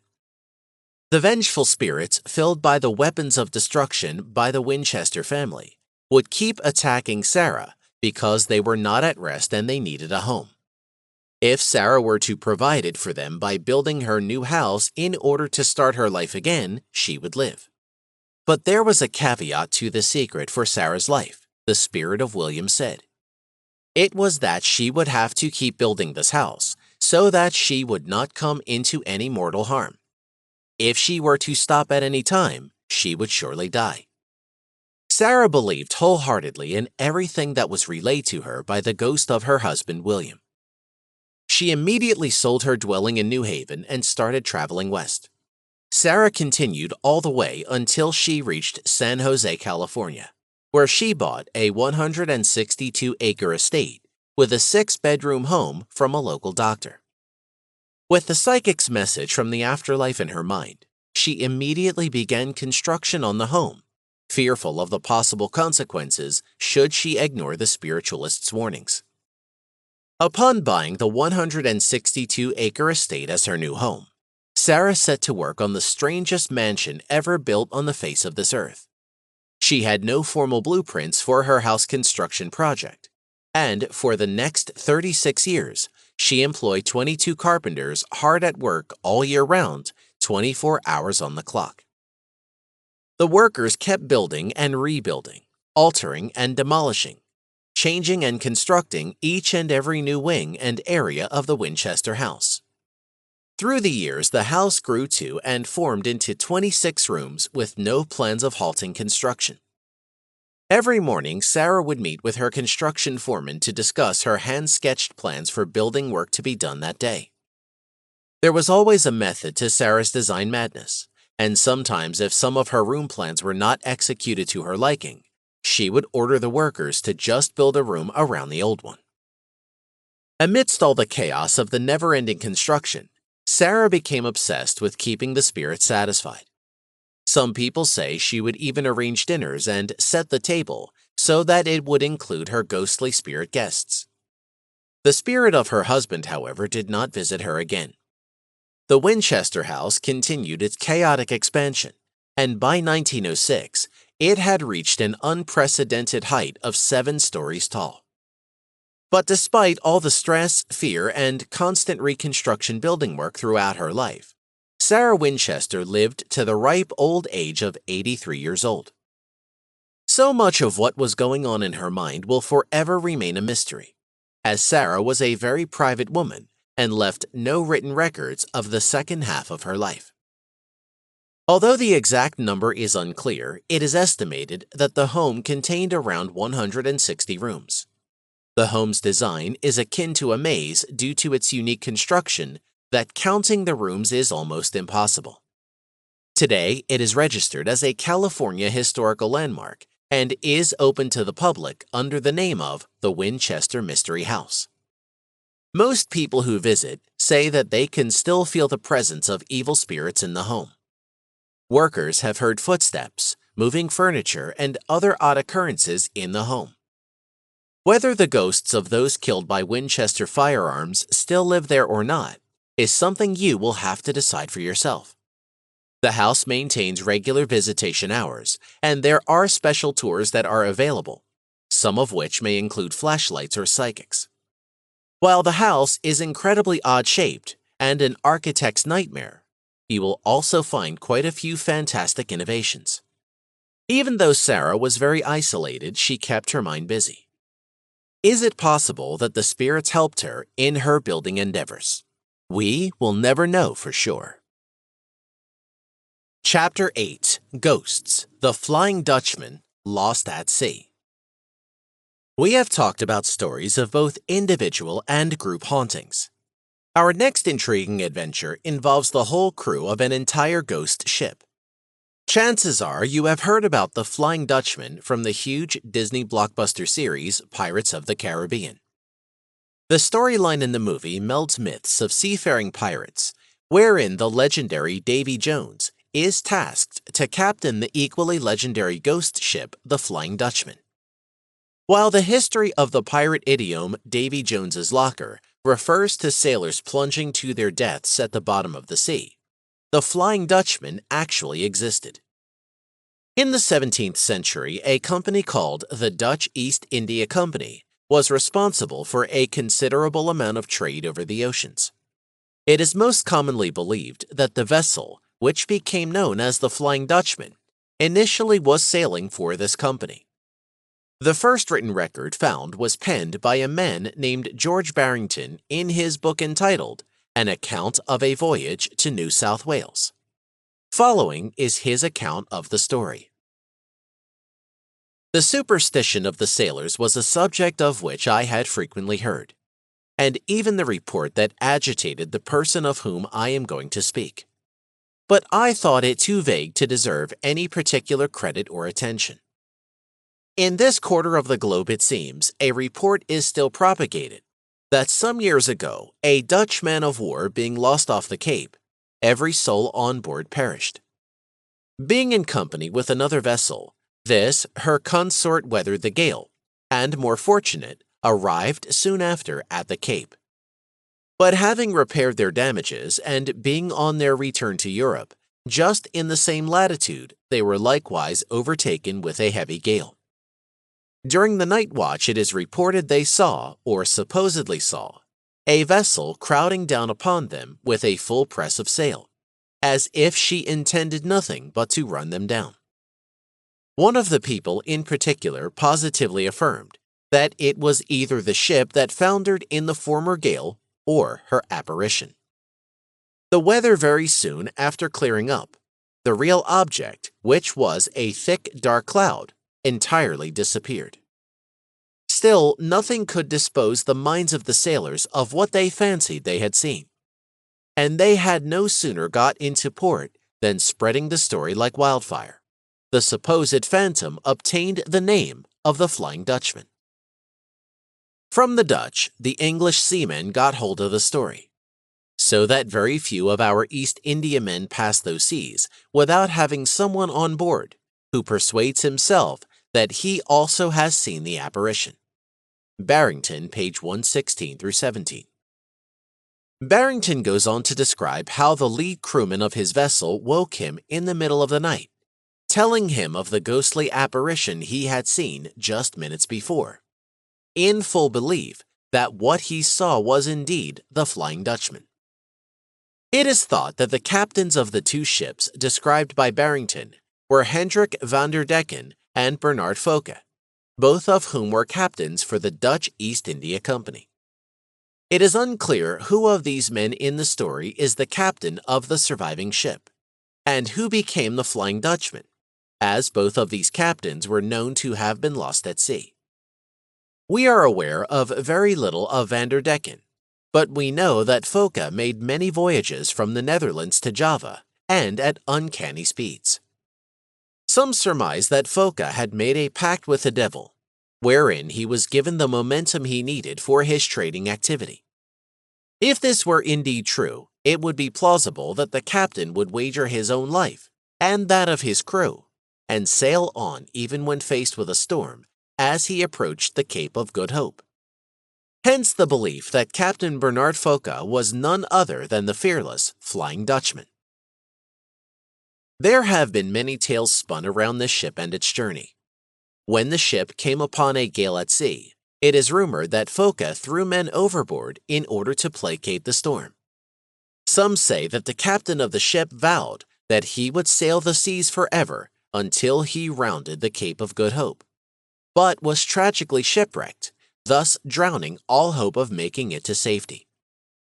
The story goes that because of his stubbornness, he and his crew would forever be cursed to sail the oceans, never once being allowed to rest nor to set foot on any shore.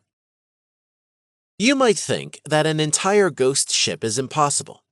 I say to you, tell that to the hundreds of witnesses who had sightings of the famous Dutch vessel over the many years. Notable people who saw the Flying Dutchman firsthand include King George V of England, as well as the famous novelist Nicholas Montserrat. The legend is that those who are unfortunate to see it are doomed to befall calamity or worse, death. Should you find yourself out to sea chasing some adventure, beware you never come within viewing distance to the Flying Dutchman. Chapter 9: The Paris Catacombs. Darkness beneath the City of Light.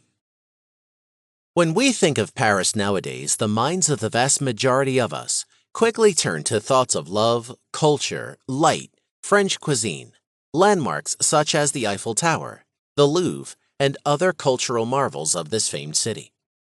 Certainly, this renowned metropolis has a lot to offer visitors in terms of entertainment, culture, and history. However, as you may or may not know, there is a great deal that lies beneath the city streets as well. The underground of Paris, aside from its subway network and old mining tunnels, has a frighteningly intricate web of ancient catacombs. The nature of these catacombs is such that they are a haunted place, regardless of whether they have actual ghosts or demons stalking their long corridors. While ghostly haunting is not out of the question, there is one thing you can count on. These catacombs have a dark and disturbing history. The tunnels amount to a few hundred miles in length altogether, and are the eternal home to the remains of some 6 million people. The catacombs were established in the first half of the 18th century. The thing about these halls of the dead is that for a lot, if not most of these souls that inhabit them, the catacombs weren't their rightly intended resting place. These catacombs were built in order to transfer the exhumed remains from the city cemeteries for a number of reasons. Firstly, the graveyards were overflowing beyond their capacity. Secondly, there were numerous cave-ins in the cemeteries making disease and other contamination a real threat. This is why the authorities decided to begin moving many of the dead into the underground in the period between the late 18th and the mid-19th century, disturbing their prior peace in the process. Most of the remains would be mere bones by the time they were approved for transportation, and a bigger part of the process was conducted under the veil of darkness. Some of the skulls and bones are stacked in an impeccable, organized manner along the walls of the tunnels, giving an almost artistic quality to the corridors. Other remains, however, appear to have simply been thrown or unloaded into small rooms and hallways, which left them piled up in no particular order. It's safe to say human bones can be found almost anywhere in these catacombs, and many are just scattered throughout the tunnels. Needless to say, if there is a place in the world where ghosts and wandering souls are likely to lurk, it's here. The countless number of human remains and the fact that they were brought to the catacombs after having been laid to rest in their original graves are just fuel for stories and theories. Over the years, there have been scattered reports by visitors of what they believed were sightings and encounters with ghosts. Some have described an unrelenting feeling of being watched and stalked while they were underground, while others even said they felt somebody or something physically touching them at times. If there is something paranormal to be seen down there, one must take quite a few risks in order to get to the position of catching anything. The catacombs of Paris have been open to the public since the 19th century, and they can be accessed via a designated surface entrance. This is the staging area for organized tours which can be booked. However, these tours are very limited both in their longevity and their area of sightseeing, as the official tours only focus on a tiny portion of this enormous system. This provides tourists and other curious cats with a basic idea of the sights, ambiance, and the isolation of these catacombs, but it all amounts to just a taste of the real thing in the end. Those who have wanted to get better acquainted with the catacombs in the past have had to venture outside their comfort zone and slightly outside the bounds of the law too. The Paris catacombs can be accessed from many locations apart from the formal entrance. There are manholes and similar openings all over the city that leads into the catacombs. Using these access points and venturing beyond the designated touring areas is illegal and carries with it a fine, which is much less than what a lot of enthusiasts are willing to risk for their thrills. Apart from the slight run-in with the law, exploring the catacombs poses many real dangers and can cost those who dare embark upon such a journey way more than a small amount of money. A huge portion of the catacombs is off-limits and is thus not illuminated in any way and simply isn't refurbished, secured, and meant for any kind of exploration or tourism. The tunnels can get very confusing even if you have a map of the catacombs, and this is only made worse by the absolute enveloping darkness that you'd run into. Another threat is the fact that some parts of the catacombs may be insecure, unstable, and prone to caving in or flooding. Without getting yourself killed outright, you can easily lose your way and get lost, which would almost certainly mean a slow and excruciating death within a few days. Similar was the story of one man who ventured into the remote parts of the catacombs all by his lonesome, believe it or not. It is estimated that he started out on his journey sometime in the early 1990s. This was discerned from the footage retrieved from his camera, which was the only trace that was ever found of him. He brought this camera with him to document his feat using the camera's night recording capability. This provided a way to illuminate his way as well, which was absolutely necessary in the total darkness that surrounded him. The recording was simple first-person point-of-view footage that he recorded by hand. The man seemed well-adjusted, determined, organized, and perfectly in control for the majority of the 40-minute recording that he left behind. He documented many of the corridors and the bones found in the crypts, as he proceeded deeper and deeper into the literal underbelly of Paris. The footage clearly showed markings on the walls, mostly arrows, which the explorer seemed to follow. It wasn't until a while into the footage that things took a strange turn and quickly spiraled out of hand. The daring individual began to move through the tunnels more erratically, soon falling into a state of outright panic. At first, it appeared as though he had lost his way and was terrified by the fact. However, his state and behavior soon began to resemble that of a person being chased. He would turn around to look back a few times, while the camera caught glimpses of more markings or drawings on the walls, the most interesting of which was one apparently depicting a person with outstretched limbs painted on in white. After a while of frantically rushing about through the crypts, the man does something incredibly strange. He simply drops his camera, and it seems to fall into a small puddle of water while still recording, showing the man running into the darkness ahead of him. This peculiar action definitely further argues the case that he was not merely lost. Discarding his only source of light while being lost in pitch black seems illogical and outright insane. In the likelihood that he dropped the camera by accident, the question begged is why didn't he think to pick it up? Thus, it is plausible that he was running from something or someone, and if so, from whom or what. This particular story broke into the mainstream and was featured on television as well. There has been significant debate over whether or not the footage is genuine.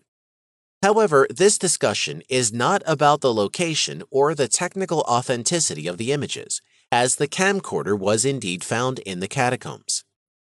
Furthermore, a group of explorers went into the tunnel later on to search for and record the same location seen in the footage, which they did. They recorded the same markings and images on the wall, including the strange white figure. The controversy has instead lingered over the question of how real the footage is. Some have speculated that it could have been staged, as part of an elaborate prank. A man may have simply gone in, recorded footage of him acting as though he is panicked, and dropped the camera for others to find and ponder over. Whatever the case may be, nobody has ever come forward to claim authorship of the footage. And there have been cases of people getting lost in the catacombs during their history, never to be found again. This may indeed be yet another such tragedy, and if the footage wasn't staged, it's possible that there was much more to this man's tragic fate than just losing his way in the dark. It might take many more years for us to find out what actually happened, and until that happens, we may just as well assume that his fate adds one more to the 6 million remains lost within the catacombs. On the other hand, the man may have gotten out just fine that very day, having quite a laugh when the footage was found and the public caught wind of it. The recording has since been uploaded to the internet for all to see and judge on their own, and something tells me that it will definitely not strike you as a joke. Chapter 10. Hauntings. The Hands Resist Him. Haunted eBay Painting. Hauntings can occur anywhere but are most often associated with a particular place where paranormal activity is very common. This haunting, however, is that of a painting. Yes, you heard me right. Even the artwork hanging in your home can be haunted. This haunting is also one of the most recent and well-known modern hauntings, and the story will leave chills running down your spine. William Stoneham, the painter of this haunted canvas, is still alive and well and painting today. He was born in Boston, Massachusetts, where his real parents gave him up for adoption. The painting is that of a photograph that was taken of him when he was only 5 years old. The creepy artwork, titled "The Hands Resist Him," depicts a young boy and a young girl or doll holding a battery-like object with wires, standing together in front of a glass door with images of hands seemingly floating behind the glass panels. The painter himself agrees that it is entirely possible that the painting is haunted. On his website, he claims that he had always had a particular connection to the collective unconscious found in a specific place. According to Stoneham, the hands are the other lives, the glass door, that thin veil between waking and dreaming. The girl or doll is the imagined companion or guide through this realm.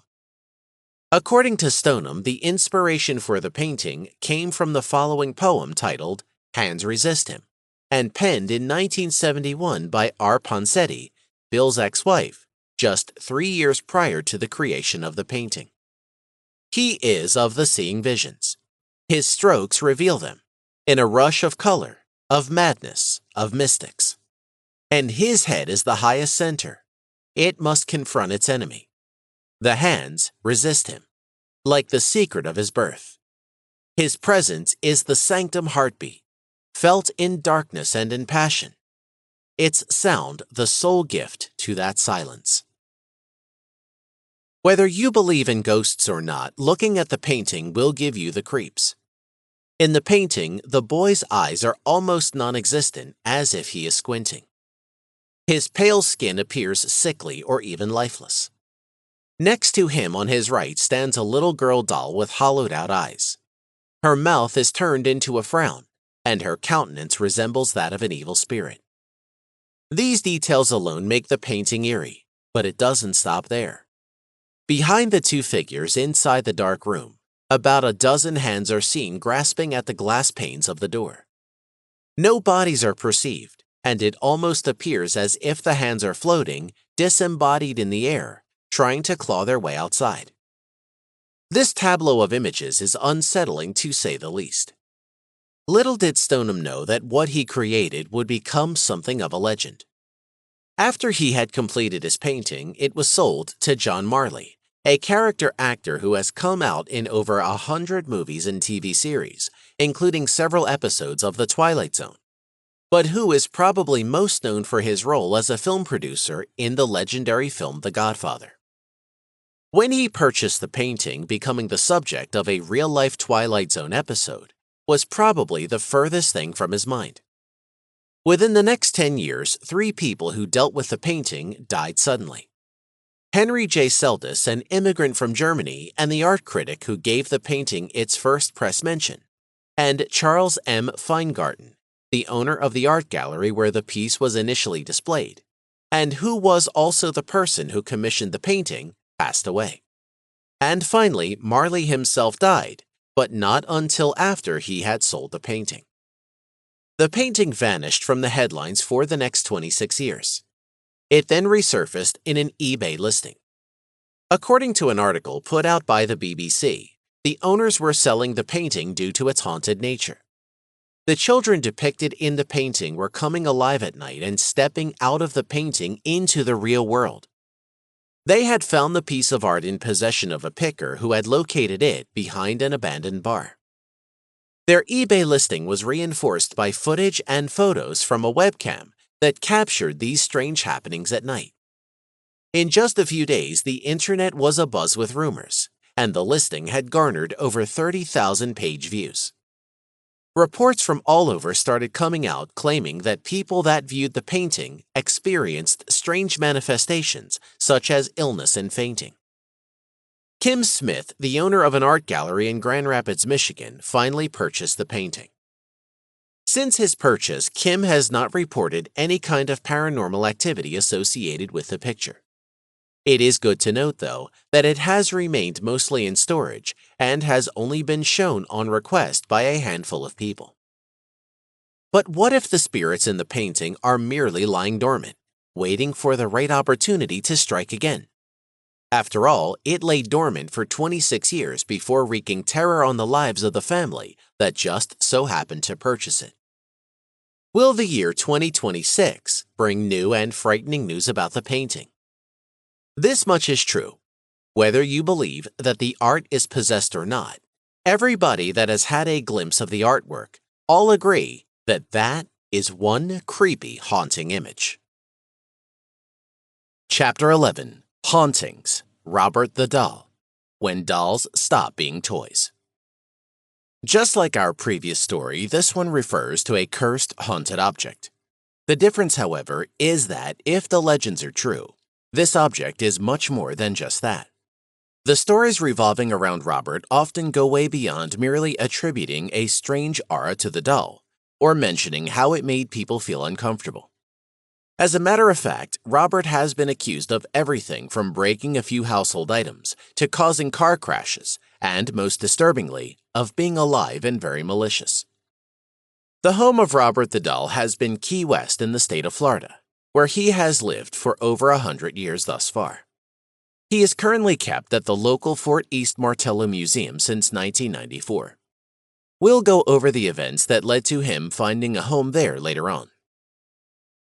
Even if you haven't heard this story, the chances are good that you have seen at least one of quite a few films that were inspired by the legend of Robert. There are at least a couple of them explicitly titled after the doll's name, but it's possible that other similar movies were, at the very least, drawing subtle inspiration from the legend. Movies such as the popular Chucky doll from Child's Play carry a similar theme.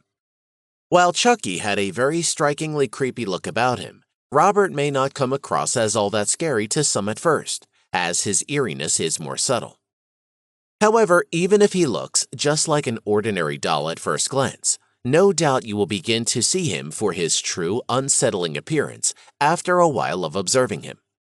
He's quite a large doll at around 3 feet in height, resembling a little boy in natural size. Overall, though, there is very little except his basic humanoid shape that makes Robert look like a human being. His minimalistic facial features make him look quite disfigured, and not in a cute way either. Robert has a barely noticeable nose and 2 completely round small black eyes. His ears are quite pronounced, and his strange mouth appears to give off a subtle smirk. In his lap he keeps his own toy, a stuffed toy representing a dog. And you guessed it, the dog looks fairly strange as well, with big glaring eyes and a disproportionately large mouth.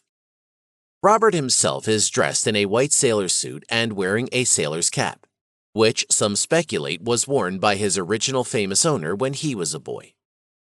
The man in question was Robert Eugene Otto, who lived in a large Victorian-style house that came to be known as the Artist House, since Robert Eugene was a painter. Otto died in 1974, and he is the other half of the story. The inception of the legend can be traced back to the year 1906, when the doll was first given to Otto by either his grandfather or his nanny, who originated from the Bahamas. These constitute the 2 different tales of how Otto first got his doll, and they vary from one source to the next. The first story of origin states that the doll was brought home by Otto's grandfather from a trip to Germany and given to the boy on his birthday. Since the doll has been in possession of a museum for over 2 decades now, they did their research and supposedly traced Robert as having been manufactured by Steiff, a German-based toy company. This corroborates the first story of Robert's origin. However, there is a different theory as to where Robert came from, which many people subscribe to. Months before Robert Eugene Otto was born, his mother asked his father, Mr. Otto, to go to the Bahamas and bring home 4 servants to help around the house. She instructed him to ensure that one of them is a woman who would serve as a babysitter for little Otto once he was born. However, Mr. Otto allegedly proved entirely untrustworthy during his trip, and he got the soon-to-be nanny pregnant. Needless to say, this infuriated Mrs. Otto, and she cruelly punished the native woman by keeping her locked inside their outhouse for the 9 months of her pregnancy, feeding her very scarcely. Due to this malnutrition, her baby was very frail after birth and only lived to be 2 months of age. Despite this scandalous event, Mrs. Otto maintained the servants at her home, giving the foreign woman her predetermined role as nanny. Regardless of the past, the woman took good care of young Robert Eugene and grew incredibly fond of him, treating him as if he was her own son. The situation at the household seemed normal for a while, and things appeared to move along in a regular fashion. This was until a certain incident made Mrs. Otto furious, ultimately leading her to banish her 4 servants. On one occasion, she went outside during the night and stumbled upon a frightening scene. She witnessed her servants carrying out a ritual that was an established custom in the Santeria religion. This faith incorporates elements of voodoo and animal sacrifice. They were slaughtering a chicken as part of their offering in the course of this ritual. Mrs. Otto was repulsed and ordered her servants to leave the premises the first thing in the morning.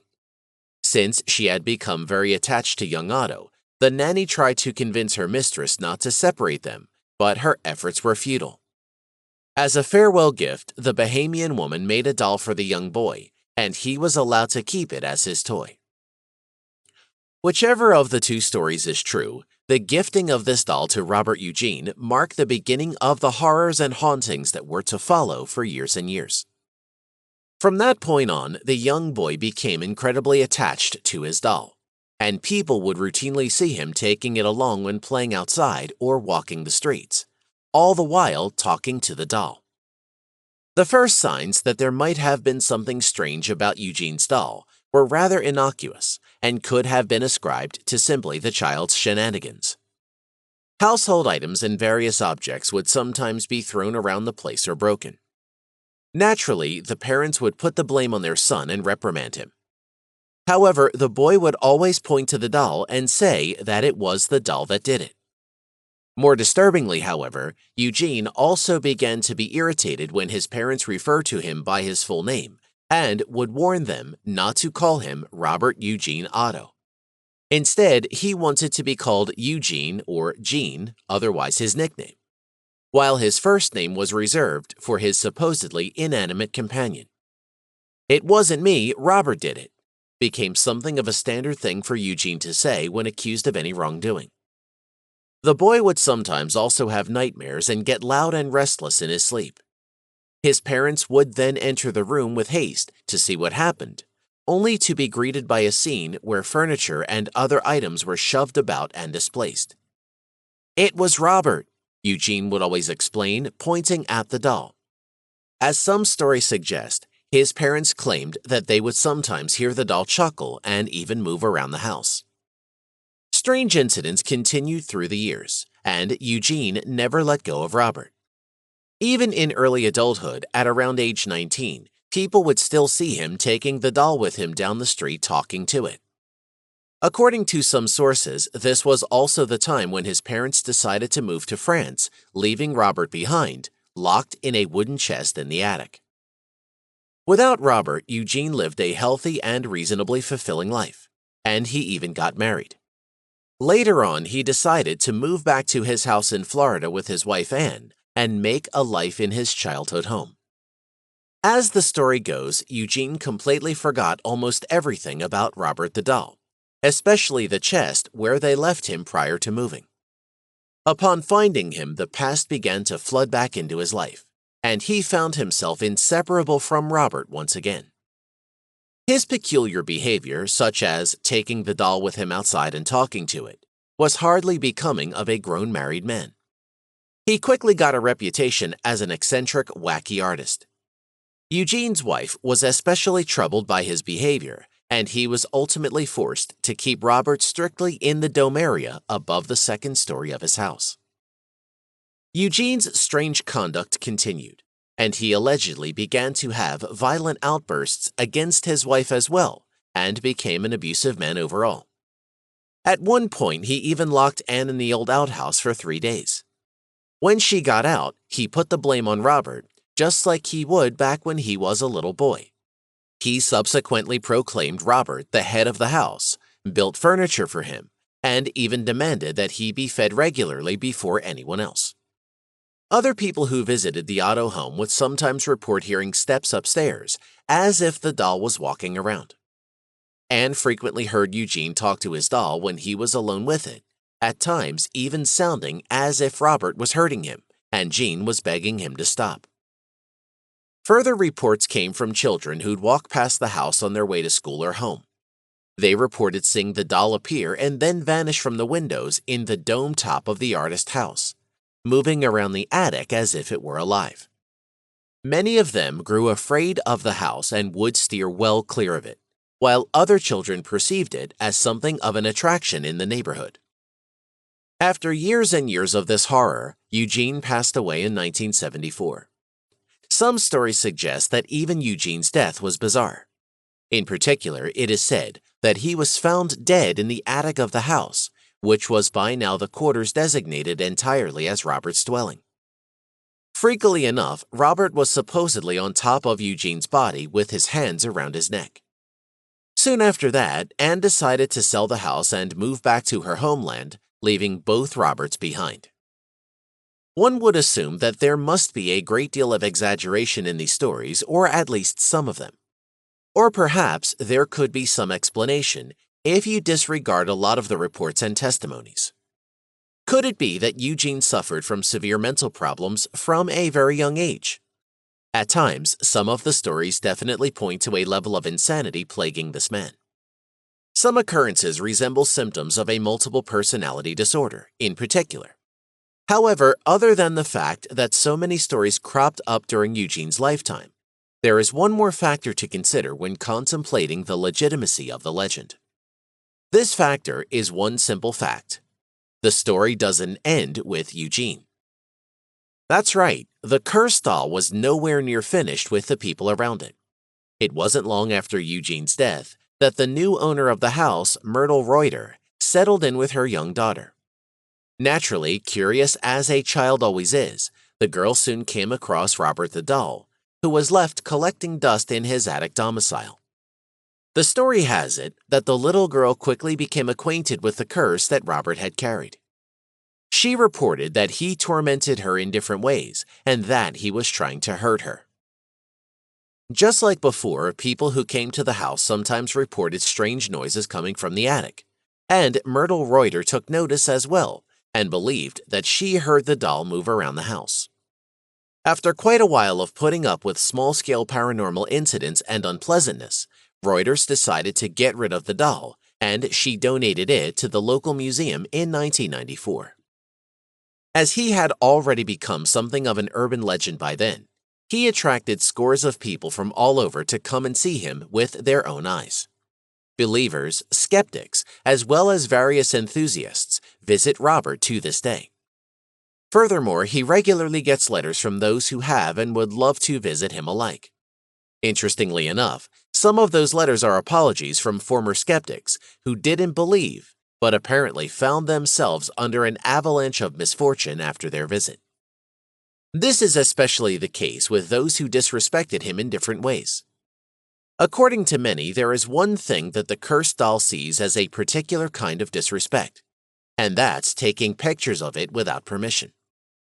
As silly as it sounds, there have been letters sent to the museum in which people apologized for photographing him, since their life went completely downhill after the fact, leaving them feeling cursed. The misfortunes reported include divorces, deaths of loved ones, financial ruin, car accidents, and other mishaps that may befall anybody. There is even a warning sign at the museum urging visitors not to photograph Robert. As can be expected, there are also letters sent by people asking for life advice or for Robert to curse their enemies and rivals. While the replies that are sometimes sent via mail or email come from the museum employees, the curse that has been perceived by many certainly doesn't. Whether the voodoo spell that has enchanted Robert the doll with evil powers is real or not, his exhibition in the museum has certainly captivated a lot of people and cemented his legend and popularity like never before. Chapter 12. Hauntings. Annabelle. Another hardly amusing toy. If that was your first time hearing about Robert the doll, then perhaps you might have heard of Annabelle before. Arguably more famous than Robert's, the story of Annabelle is yet another terrifying collection of accounts and legends revolving around a peculiar doll, although peculiar doesn't even come close to doing her justice. Just like Robert, Annabelle was an inspiration for an array of horror movies, particularly The Conjuring and Annabelle from 2014 and its 2017 sequel. Annabelle is a doll made after Raggedy Ann, who was a female character in a children's picture book series that started in 1918 in the US, with dolls entering production a couple of years prior. The doll itself may come across as fairly creepy depending on how you perceive it, especially when you know the story behind it. Objectively, however, there is nothing particularly striking about its appearance. It's a regular toy doll, created in the fashion of its time. It is around a foot in height, has two large round eyes with dilated pupils, a triangular nose, and is wearing an old-fashioned white nightdress. The legend of the haunted Annabelle doll is also a more recent tale, as it starts around the year 1970. A girl named Donna, who was studying to become a nurse at the time, was given Annabelle as a birthday present that year by her mother. Reportedly, the doll was something of an antique and was bought pre-loved at a store. Donna lived with a roommate by the name of Angie, who also studied for the same profession in college. The two young women lived in a small apartment that they rented out together. Most of what we know about the supposedly possessed Annabelle comes from the Warren couple, Ed and Lorraine, who are famous for their investigations into the paranormal or anything pertaining to hauntings, ghosts, demons, etc. There were a couple of other accounts as well, though, such as that of the girls, as well as Lou, who was friends with the two women who kept the doll at their apartment. As the story has it, those who came into contact with Annabelle on a regular basis would swear that the doll moved around on its own, sometimes had what appeared to be bloodstains on its hands or dress, and even left written messages. These letters would read, "Help us" or "Help Lou." In the early stages of the ordeal, though, the perceived incidents would be much milder. Donna and Angie would often come back home, confident of where they had last left her, to find that Annabelle had moved to a different place or even completely migrated outside of the room she was left in. In a particularly terrifying episode, it is said that Donna returned home and saw that Annabelle had moved onto her bed. As strange as it may sound, she had grown somewhat accustomed to the quirkiness surrounding her doll and didn't take the possibility of her actually moving around too seriously. However, on this particular occasion, upon further inspection, she discovered what appeared to be droplets of blood, or at least a similar substance, both on her hands and her body. This time, Donna was quite distraught by what she had seen, and she got in contact with whom she thought was the most appropriate, a medium to the spirit realm. So she scheduled a session in the hopes of obtaining some answers. The medium attempted to establish communication with any spirits that may have potentially been lurking in or around the doll. According to what the medium discovered, the ghost of a girl called Annabelle Higgins possessed the doll. This girl was allegedly found dead at only 7 years of age, right on the grounds where the residential building that Donna lived in was built. Furthermore, Donna was told that the spirit of the little girl not only wanted to live on through the doll, but also to be taken care of and nurtured by Donna and her roommate. Donna was touched by the story, and she decided that she could live with this and keep Annabelle. Since the very beginning, when Donna first received Annabelle from her mother, Lou objected that the thing had a malicious nature about it, and he advised Donna to do away with it and just throw it out. However, Donna grew rather fond of the doll and became attached to it, so she paid little heed to what her friend was saying. She especially wanted to keep it after the medium told her the story about the Higgins girl. It wasn't long until Lou began to have his own paranormal run-ins with Annabelle. It started with him having recurring nightmares, haunted by Annabelle in various ways. One especially horrifying experience he had with the dolls was when he woke up in the middle of the night from another one of his nightly terrors. He found himself unable to move whatsoever. All he could do was look around the room while having a feeling of terrible dread. He didn't see anything at first, but when he looked down his body, he saw Annabelle at his feet. She crawled along his legs and got to his chest, where she began to strangle him. Still, he was completely helpless and unable to move as the doll was suffocating him. Panicking and struggling to draw a breath, Lou passed out at that point. When he woke up in the morning, he remained confident that this was no dream.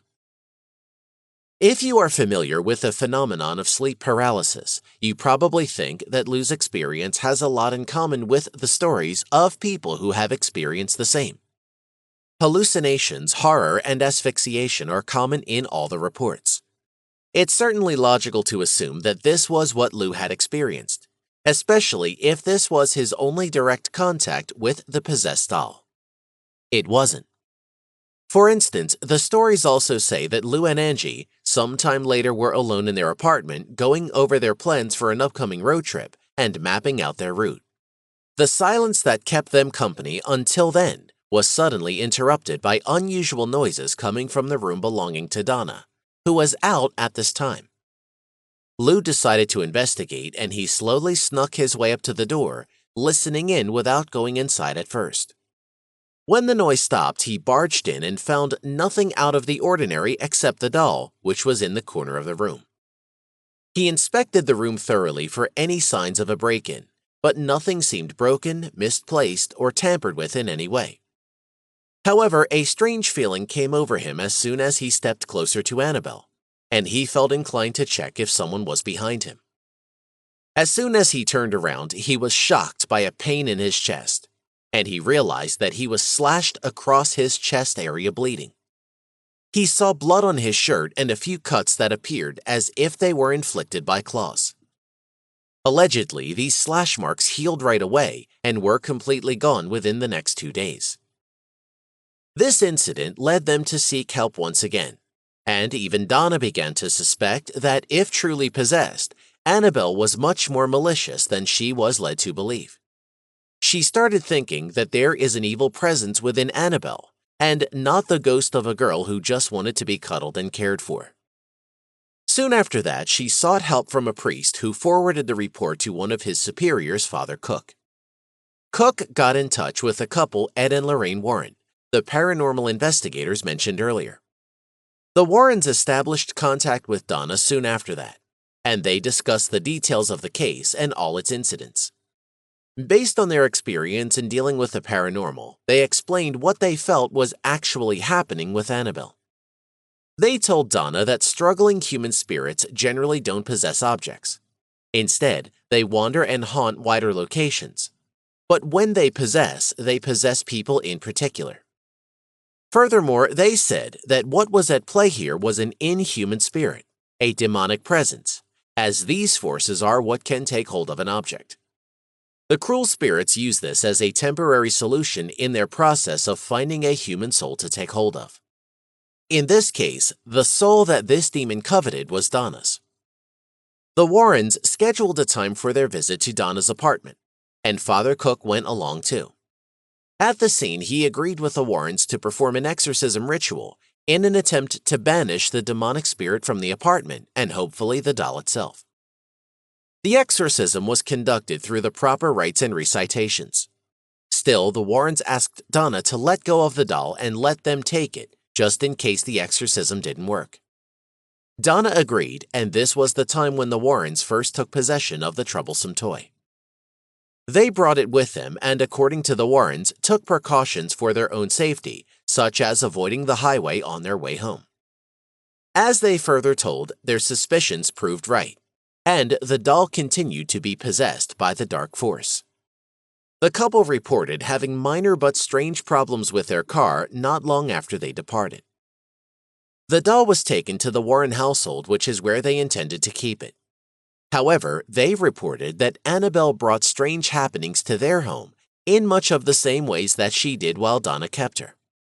At one point, they brought in another priest and asked him to attempt an exorcism on Annabelle, which he did. Reportedly, the priest took the supposed possessed doll less seriously despite Ed's warnings. On his way home, however, the priest lost control of his car and went straight into a busy intersection, totaling his vehicle and putting him within the edge of his life. Lorraine said that she warned him to drive carefully on his way home, only to receive a call later on informing her of what had transpired. As for the exorcism, it didn't seem to have had any long-lasting effects. Ultimately, the Warrens decided to confine the haunted doll once and for all. A special glass case was built, with a roof and a cross on top resembling a church. This case houses Annabelle in the Warrens Occult Museum in Monroe, Connecticut, which the couple manage. There is also a warning sign on the case that reads, "Warning, positively do not open." Along with numerous other trophies and artifacts that the Warrens collected in their line of work dealing with the paranormal, Annabelle is there on display, and she can be seen by visitors from all over the world. If you happen to visit the Occult Museum one day, tread lightly, regardless of whether or not you believe the legend as told by the Warrens.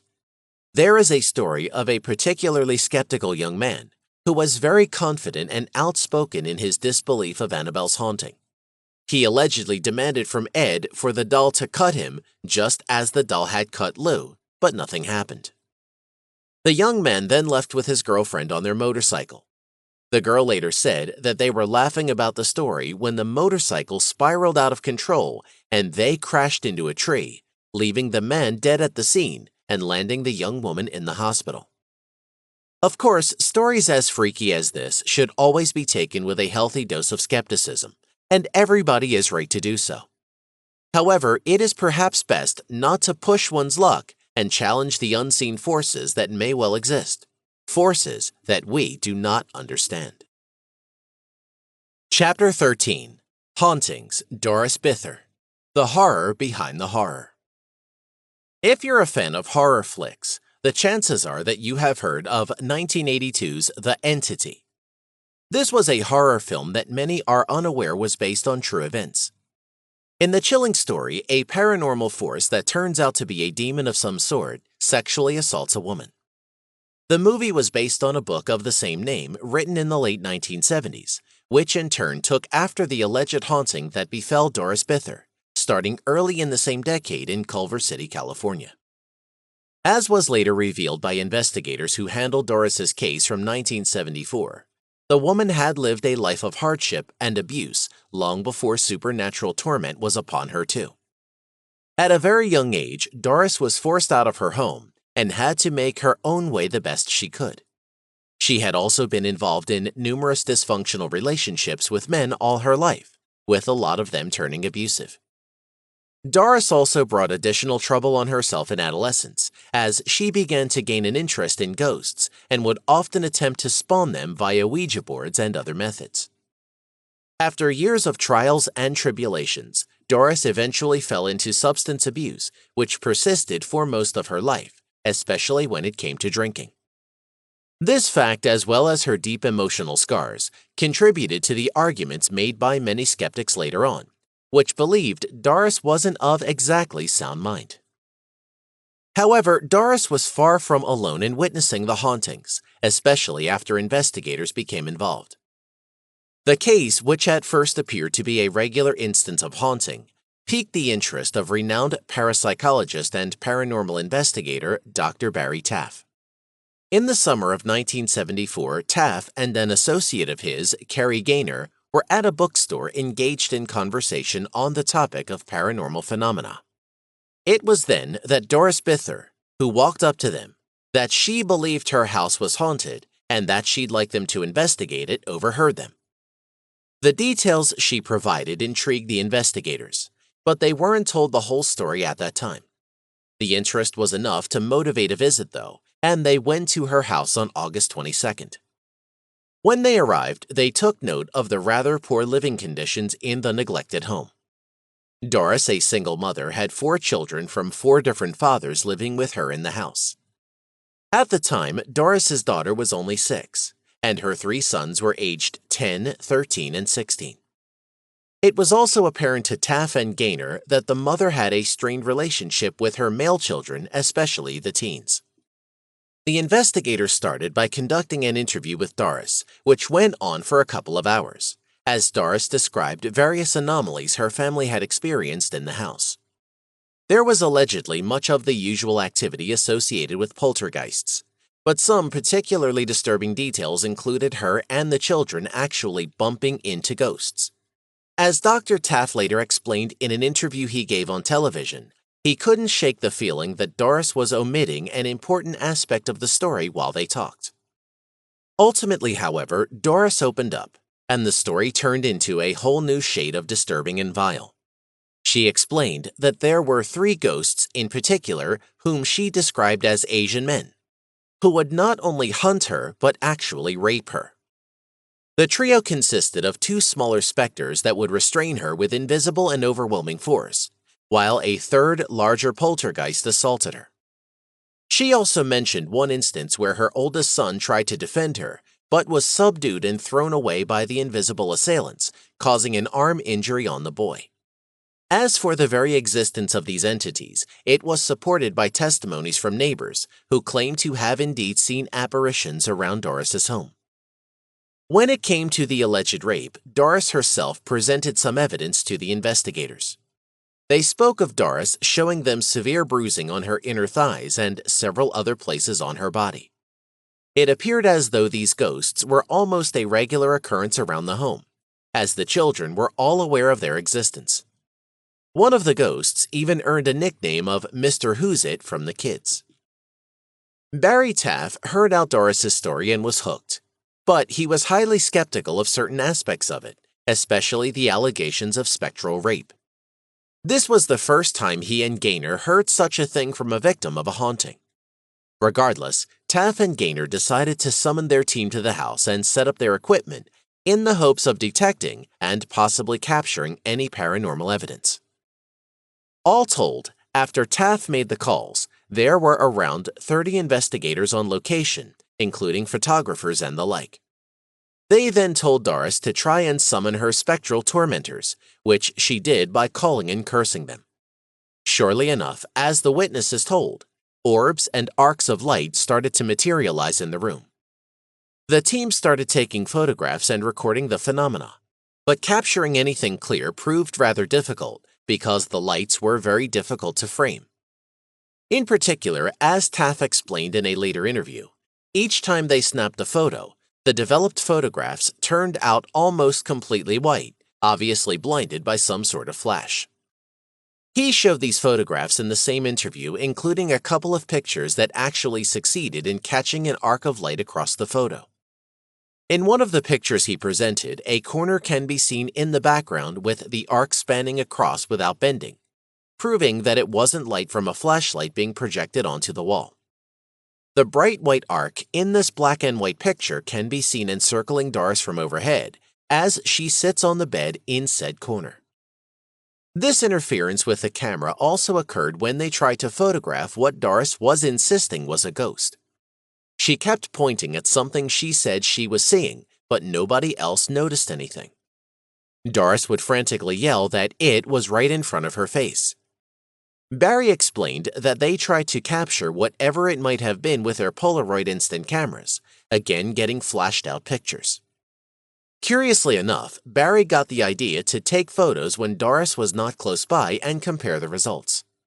Surely enough, the pictures taken when Doris wasn't around were perfectly normal. All the while, pungent, disgusting smells would emit randomly from different sources, usually coming from where Doris would point. Amid these confrontations, the team also described a mysterious green mist that started to emerge in one of the corners, spreading upwards and ultimately forming what looked like a silhouette of a male torso that came across as quite muscular. Upon seeing this, one member of the team reportedly fainted. The team spent a couple of months observing and documenting what Barry Taft described as a plethora of phenomena during the investigation.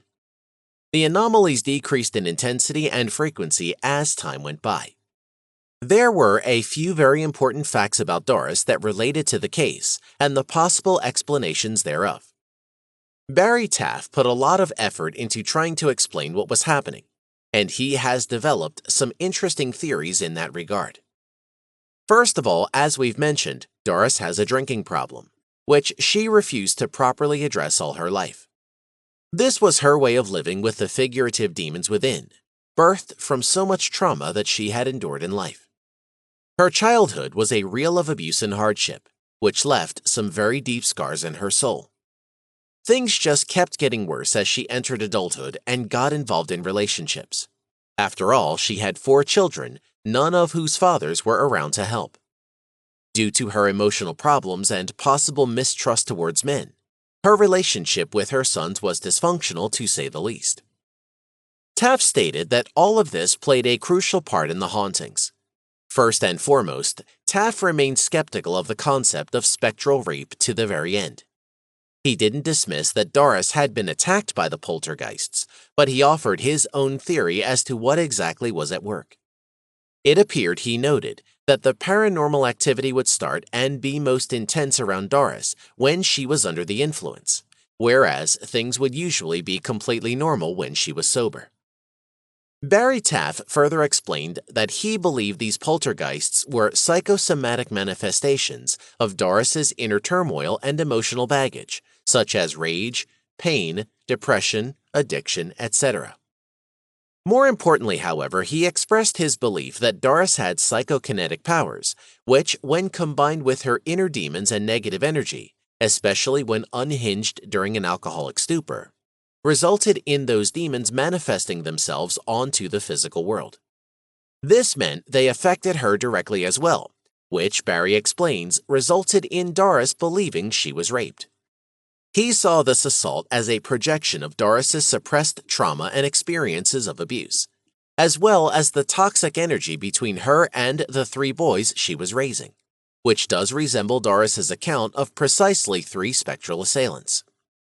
Furthermore, some believe that psychokinetic powers are hereditary. Therefore, it could be theorized that her sons and their own negative feelings towards Doris, her neglect, and her addiction channeled even more power into the pool of paranormal energy and anomalous activity in the household. If the family indeed possessed psychokinetic powers, it's also possible that the three ghosts were physical figments of the minds of her sons themselves, who thus inadvertently projected their anger onto the mother with terrifying supernatural results. These paranormal attacks could have triggered memories and were then in turn perceived by drunken Doris as rape, since there is a good possibility that she had lived through sexual assault sometime during her life. Especially what all of this means is that Dr. Taft believed that Doris herself could have been the source of the phenomena surrounding her. The psychokinetic power of her mind channeled the contents of her subconscious mind right into the real world without her even knowing it, let alone being able to control it. Barry Taft didn't claim this as the ultimate truth, nor did he state that he had irrefutable answers. But he feels that this compelling possibility appealed the most to the fascinating case of Doris Bither. There is one final detail that corroborates this theory of his. Namely, the phenomena reportedly ceased in the house after Doris left, and no subsequent residents reported anything strange. Doris moved a couple times throughout California, went to Texas at one point, and eventually settled in San Bernardino. However, she reported that her ghostly persecutors followed her everywhere she went. If this was indeed the case, then it is a very strong indication that Taft was right. Whatever the precise case was, the life of Doris Bither was a jagged string of hardship and misfortune. Her apparent confrontation with the forces beyond only added to the suffering. Regardless, the fact that she sought help from Barry Taft and Carrie Gaynor showed that she did have a will to fight her demons, and it also gave Taft one of the most fascinating cases among thousands he has investigated to date. The case stays with him to this day and continues to haunt all those who were involved with it. As for Doris, one of her sons has reported that she had died back in 1999 at the age of only 59 due to respiratory complications. Whatever waits for us beyond our realm after we pass, we can only hope that Doris has finally found peace from both the figurative and actual ghosts that had haunted her for all her life. If the unfortunate can find solace and refuge in this life, it's pleasant to imagine that it at least comes after we're put to rest. Chapter 14, Hauntings, The Cecil Hotel, Elisa Lam Tapes, and more. We've taken a look at a haunted painting, and now we are moving on to something with even more history and layers of gore. The Cecil Hotel. There are so many strange and horrifying stories surrounding this hotel that it can undoubtedly be classified as certifiably haunted. In the 1920s, Los Angeles was a bustling place. Business was booming and Hollywood was taking shape. Los Angeles was now the fifth largest city in the United States, and its port was second only to New York City. It is only understandable that hotels were in an incredibly high demand. The Cecil Hotel was constructed in 1924 with an astonishing 700 rooms and was meant to house a large number of business travelers that were coming into and going out of the city. While Los Angeles was able to survive through the Great Depression in the 1930s and World War II in the 1940s, the effects of the economic downturn and the war took a toll on the real estate industry. This change in the property market led to an entirely different clientele for the Cecil Hotel. With an increase in wealth disparity, a need for a resting place for transients became more and more necessary, and the Cecil Hotel filled the void. The low prices allowed people to have a temporary home out of the small rooms the hotel offered. The business model eventually transitioned to long-term single-room leases, where tenants shared the hallway bathrooms. It was during this time that the Cecil Hotel began taking on a sinister name. It started to develop a reputation for suicides. People would come to the hotel, climb its 14 stories, and jump out of windows to their death. There are at least 3 documented cases of suicides. What the Cecil Hotel became even more known for was the notoriety of 2 of its tenants, serial killers both. The first of the 2 serial killers was Texas-born Richard Ramirez. He became known as the Night Stalker in the 1980s due to his ability to stalk and kill his victims at night. His life changed dramatically when he was forced to watch his cousin Mike, who had become a role model to him, shoot Mike's wife in front of Ramirez's eyes. Mike was a Vietnam veteran and had no qualms about sharing his sexual and murderous exploits in Vietnam with his younger cousin Richard. Ramirez then developed an appetite for sexual fantasies that included violence and bondage, and was committing crimes even in junior high. He dropped out of school before finishing 9th grade and moved to California, where his career as a serial killer would begin. He went on to commit numerous burglaries and at least 13 murders, with several more attempted murders.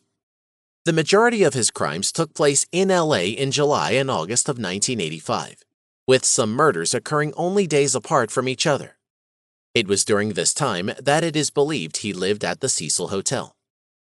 The second serial killer to live in the hotel was Jack Unterweger. Unterweger began his crimes in Europe and later came to the United States. He was known for targeting prostitutes. The Cecil Hotel served as the perfect place for him to take residence in LA due to its reputation of housing poor and low-class people. He killed a total of 3 prostitutes while living there and supposedly stayed there in homage to Ramirez. With all of this history of bloodshed, it is no wonder that the Cecil Hotel developed quite the reputation for being haunted. The ghosts of dozens of victims and lost souls wander the halls at night, and guests that stay there often report feeling a lost and depressed presence. In 2007, the Cecil Hotel was taken over by new management, refurbished, and rebranded as Stay on Main. The Lansing Hotel Group reopened it as a combination hotel youth hostel, with both hotel rooms and transient rooms to be rented out on a semi-permanent basis. However, this rebranding did nothing to rid the house of its evil spirits. In 2013, the hotel was brought back into the limelight with the mysterious case of Elisa Lam. Elisa was a student from Vancouver, Canada, who was staying at the hotel during her visit to Los Angeles. She was later reported missing, and soon after, a video clip taken from CCTV footage of the elevator of the hotel surfaced. It was the last anyone had heard from Elisa. It showed her going in and out of the elevator and motioning in a strange and unnatural way with her hands. A few days after, she was reported missing. Other guests in the hotel started to complain of issues in the quality of their water. This led to the servicing of the water tank on the top of the high-rise building. What they found there shocked everyone. Elisa Lam was found floating, stark naked with her clothes strewn all around her, very much dead in the water. She had been decomposing in the water tank for a week before being found. The autopsy showed nothing to go on with. No drugs, no alcohol, no evidence of foul play, and thus authorities ruled it a suicide. But why would a perfectly happy girl on the vacation trip of her lifetime all of a sudden decide to commit suicide? The answer is simple: she was murdered. But the killer may not have been someone you'd suspect. Could it be that the same evil ghosts who have haunted the hotel for decades, for some reason, led Elisa Lam to this tragic and horrific end? The question is, did all these gruesome events stop business at the hotel? On the contrary, Stay on Main has become more popular than ever, and is well on its way to its 100th anniversary. As an added attraction, psychics who claim they are able to connect with the spirits residing there offer special tours of the hotel for the hauntingly inclined. The hotel's sordid history has sparked a whole slew of conspiracy theories and paranormal explanations that, until this day, keep horror aficionados up all night. Elisa Lam's story has also sparked a whole slew of new entertainment in the form of movies and literature. If you want to stay at the hotel, you can do so for $45 if you are willing to share a room with another traveler. This is a great price for the downtown location that Stay on Main offers. Knowing the history of the hotel, you might actually prefer sleeping with someone else as opposed to being alone. Of course, private rooms are also available, but they cost a little more at $75. A private room with a unique ghost visitor sounds like a hauntingly good deal for the truly brave of heart. Chapter 15: Hauntings, Amityville, the House of Terror. The story of the haunted house in Amityville, New York is one of the most publicized cases involving the Warren couple and their paranormal investigations. It has spawned and inspired a few famous movies, such as the 1979's The Amityville Horror and the 2005 remake. This fame and the exaggerations characteristic of Hollywood may be a few of the reasons why it is also one of the most challenged and questioned of the Warren stories. Or perhaps the fact that it is arguably the most fascinating one breeds both the controversy and the popularity. Then again, there's hardly a story of a ghost sighting or a haunting in the world that has not been suspected and met with a lot of skepticism. Either way, it is quite a frightening tale of a haunted place. A place already cursed with so much evil that was documented to have transpired on the premises. This dark history has certainly left its mark on the suburban house in Amityville. The only question is whether or not this maliciousness lives on through something more than just a memory of human darkness. This talk of darkness and evil refers to a bloodbath that happened within the house in November of 1974, around a year before the Lutz family moved in. Ronald DeFeo Jr. murdered his entire family in cold blood, including both of his parents, his two brothers and two sisters. The victims had been executed in their beds during the night with a rifle. DeFeo tried to mask his atrocity by going to the local bar and looking for help, proclaiming that his parents had been murdered. The ammunition used in the killings was soon found in DeFeo's possession by the police, and he was subsequently arrested. He further explained that he didn't even know that his siblings had been killed too when he went to the bar to look for help. He said that the only victims that he found in the house were his parents. All these accounts of DeFeo were, as far as everybody was concerned, complete lies, and he was found guilty of 6 counts of second-degree murder. For his harrowing crimes, he was given 6 sentences of 25 years to life, which he still serves. However, DeFeo gave varying stories and testimonies as to what exactly happened at the house. His defense attorney attempted to get an insanity ruling, claiming that DeFeo was hearing voices in his head that told him to commit the crime. Overall, he was rather inconsistent, blaming his sister and even an outside perpetrator at times. All of these allegations were disregarded as fabrications, and his sentences continue to stand.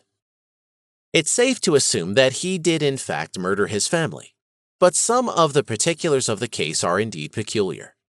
Namely, every single one of the 6 victims was found in bed face down. One would expect that the rest of the family would take notice as soon as Ronald fired the first shot. But the positions that the bodies were found in suggest that they didn't react at all. The police investigators were troubled by the same speculations in the beginning. How could one man move so fast and execute 6 people in their beds before any of them woke up from the noise and checked to see what was going on in the house? One possible explanation was that the family was sedated or otherwise drugged into a deep sleep, but toxicology results refuted this theory. Furthermore, it's particularly strange that no neighbor reported hearing any gunfire, and the police did confirm that the weapon he used was not suppressed. Whatever the curious details of that night may be, DeFeo was found guilty of the crime, and that horrifying event is believed to be the cause of the alleged haunting of the house by evil spirits. As the story goes, the Lutz family moved into the house just a little over a year after the murders. They were aware of the horrendous recent past that plagued the home, but they were fond of the house's Dutch colonial style, and the price was rather appealing to them. The Lutz family included George and Kathy and 3 children from Kathy's previous marriage, Daniel, Missy, and Christopher. On the very day that they moved in, Kathy requested that a Catholic priest be invited to bless their new home, which was easily arranged.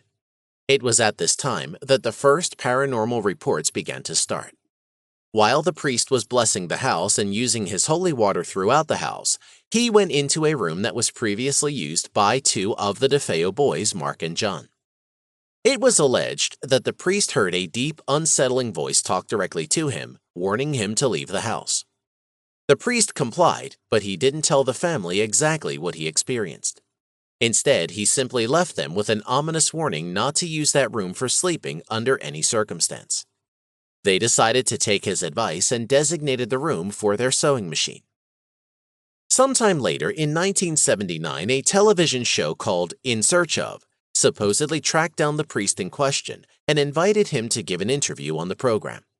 The priest agreed, but he demanded that he wanted to remain anonymous, so his face was kept hidden in the program. The man described the experience in his own words, explaining that the room felt strange from the moment he walked in. He said it was much colder than one would expect, and that the voice talked to him as he started sprinkling his holy water. The supposed priest quoted the demonic voice as simply saying, "Get out." Furthermore, he described a physical sensation right after that. This sensation was in the form of a slap on his face, despite the fact that he was completely alone in the room. In the interview, he also mentioned that he allegedly began having cysts or blisters appear on his hands shortly after that incident. The show's episode also went on to share how the priest tried to call the family later on to warn and inform them of the full scope of the evil threat in their house. However, there seemed to be something always wrong with the phone connection, and unyielding static interference prevented any clear communication. After the priest left and the family finished unpacking and settling in, the trouble began to start that very night within the household. From that moment on, when they officially moved in, many aspects of their life began to deteriorate for the Lutz family. At first, they experienced all kinds of strange feelings, both physical and mental. They all became more irritable and uneasy, leading to tension and arguments in the home. George talked about how he could never seem to warm up, feeling a persistent cold in his bones when he was at home, regardless of how much he tried to keep the fire strong and raise the temperature in the house. These random cold areas within the house were mentioned by Daniel too, and most of the other people involved in these incidents. The couple also said that even their physical health began to worsen over time. Their young daughter Missy started to behave in a particularly quirky way as well. She became something of a shut-in and spent a lot of time in her room all alone, at least as far as anybody else thought. Missy claimed that she was not alone and that she had a friend called Jody who hung around with her most of the time. Of course, everyone else perceived Jody as an imaginary friend of Missy's, which is a relatively typical occurrence with certain young children. Missy described Jody in different ways at times, most notably as a pig with glowing red eyes and as an angel-type being. Supposedly, Jody could shapeshift and change her appearance and size, and it is said that Missy described Jody as sometimes being enormous, bigger than their house even.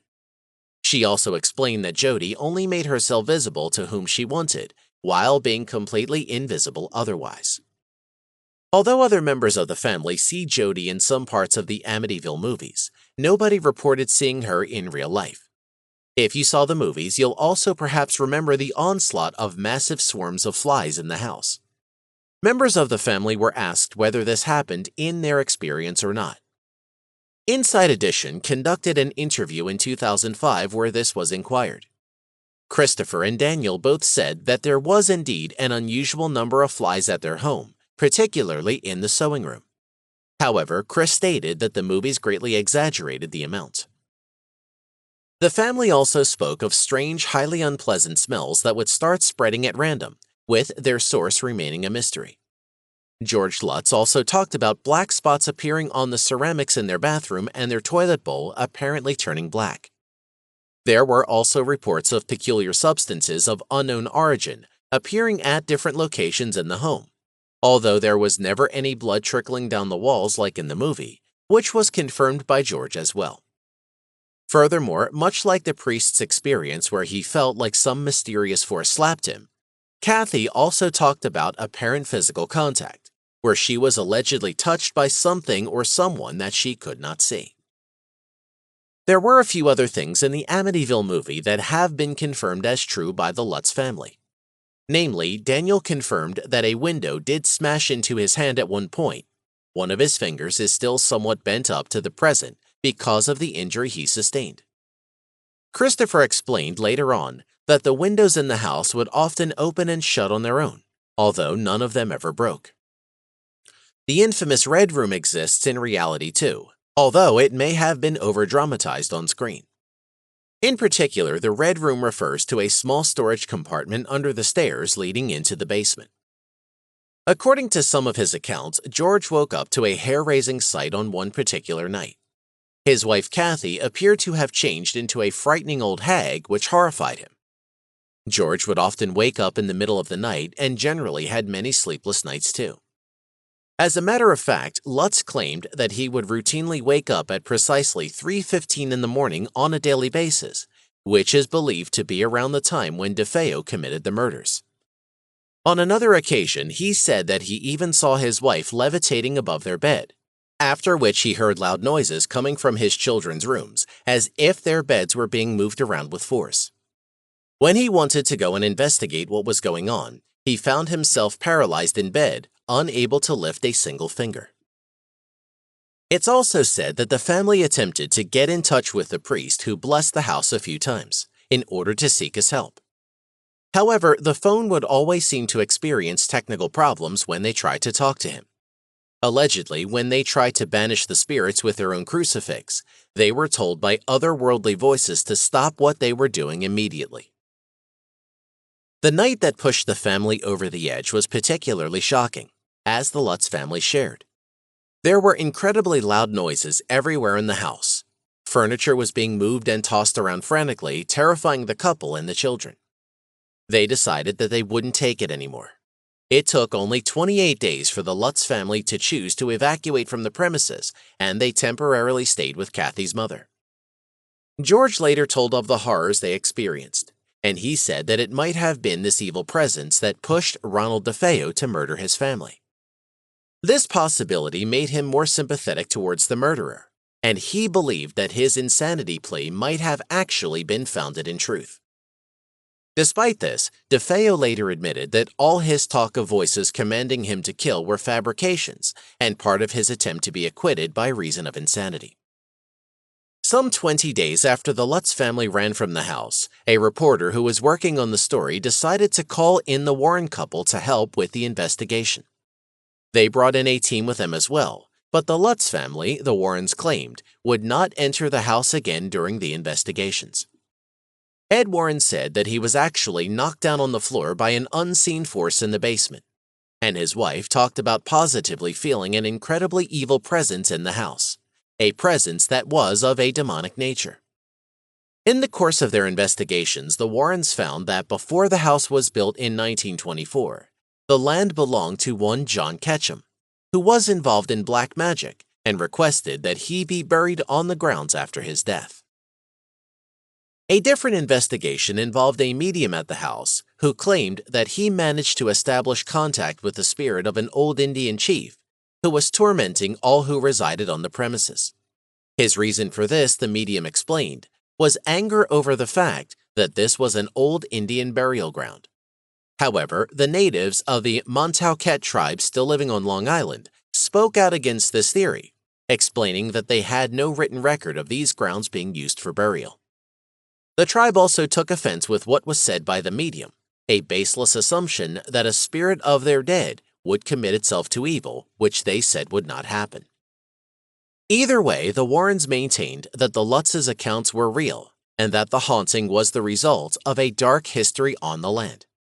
The evidence both for and against the haunting stories has been debated over and over ever since.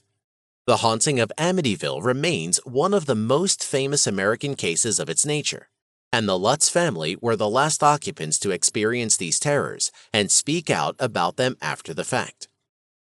One of the central questions of the matter thus presents itself for explaining. If the story was a hoax, what finally drove the Lutz family to hurriedly vacate the premises less than a month after settling in?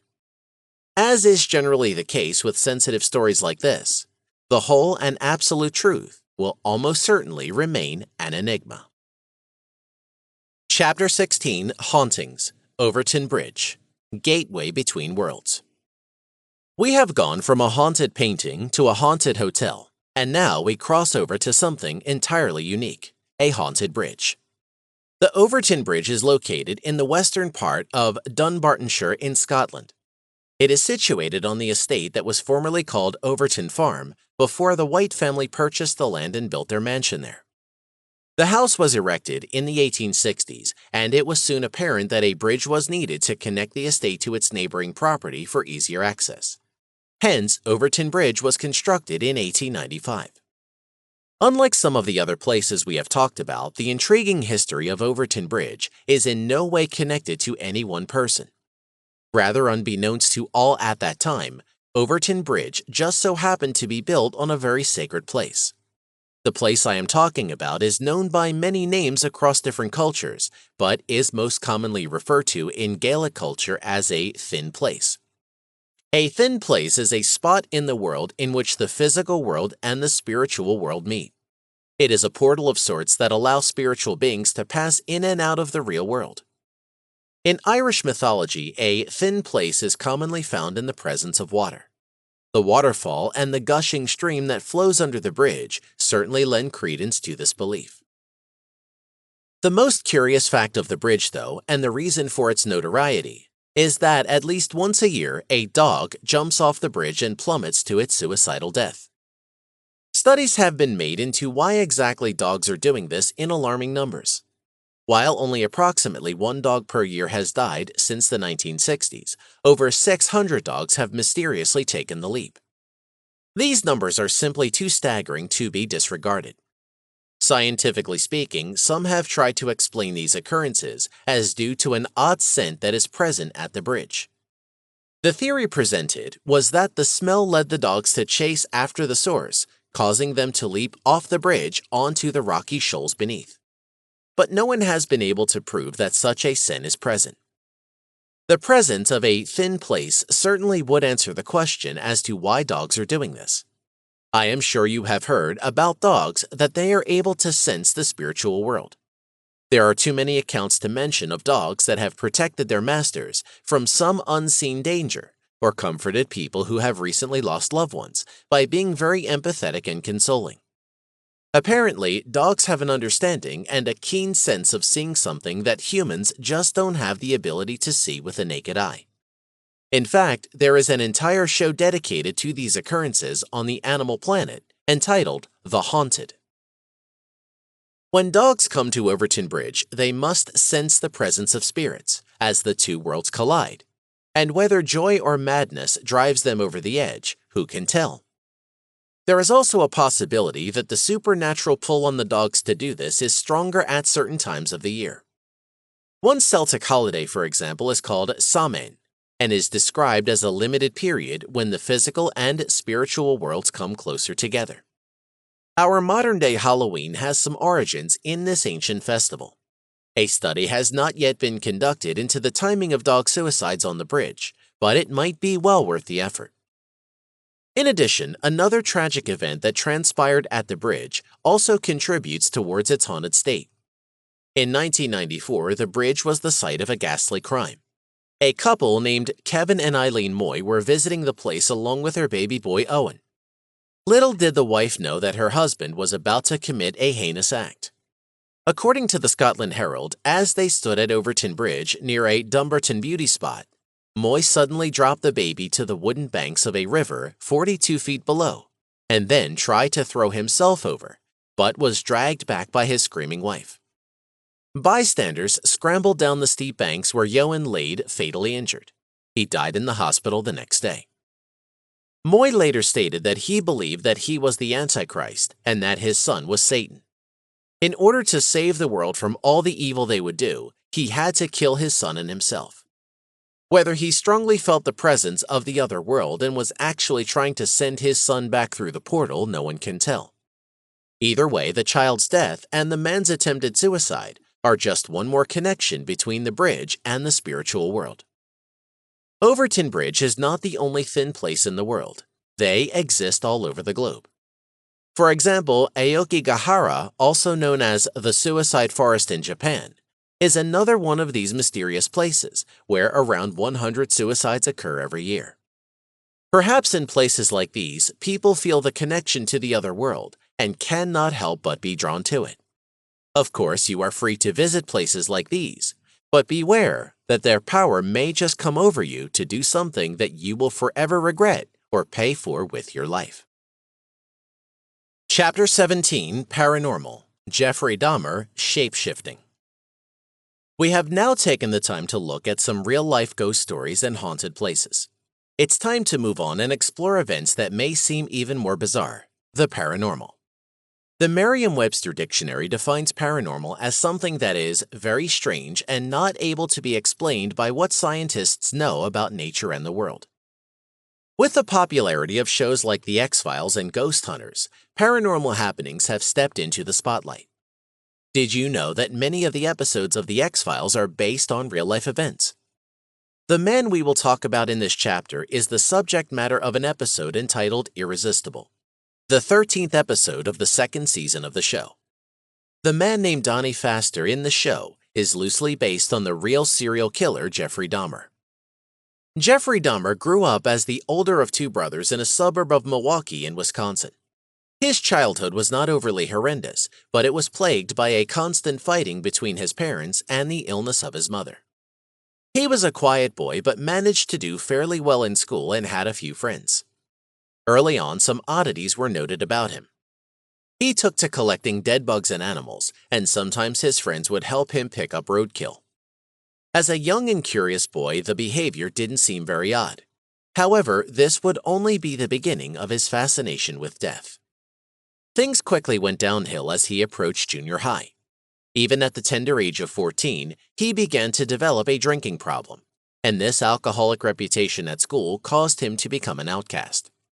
It was during this time that Dahmer discovered that he had homosexual longings. He found himself daydreaming about relationships with other men. Even this early, Dahmer, with a keen interest in dissection, admitted that he felt the need to have complete dominance over his sexual partner. At the age of 16, he planned the attack on a jogger that he found attractive, but was not able to go through with it, as the jogger wasn't out on the day that Dahmer lay in wait. Things at home weren't getting any better either. The year of his graduation from high school, his parents separated. The sudden empty family house then became the opportune staging ground for Dahmer's first murder. He was 18.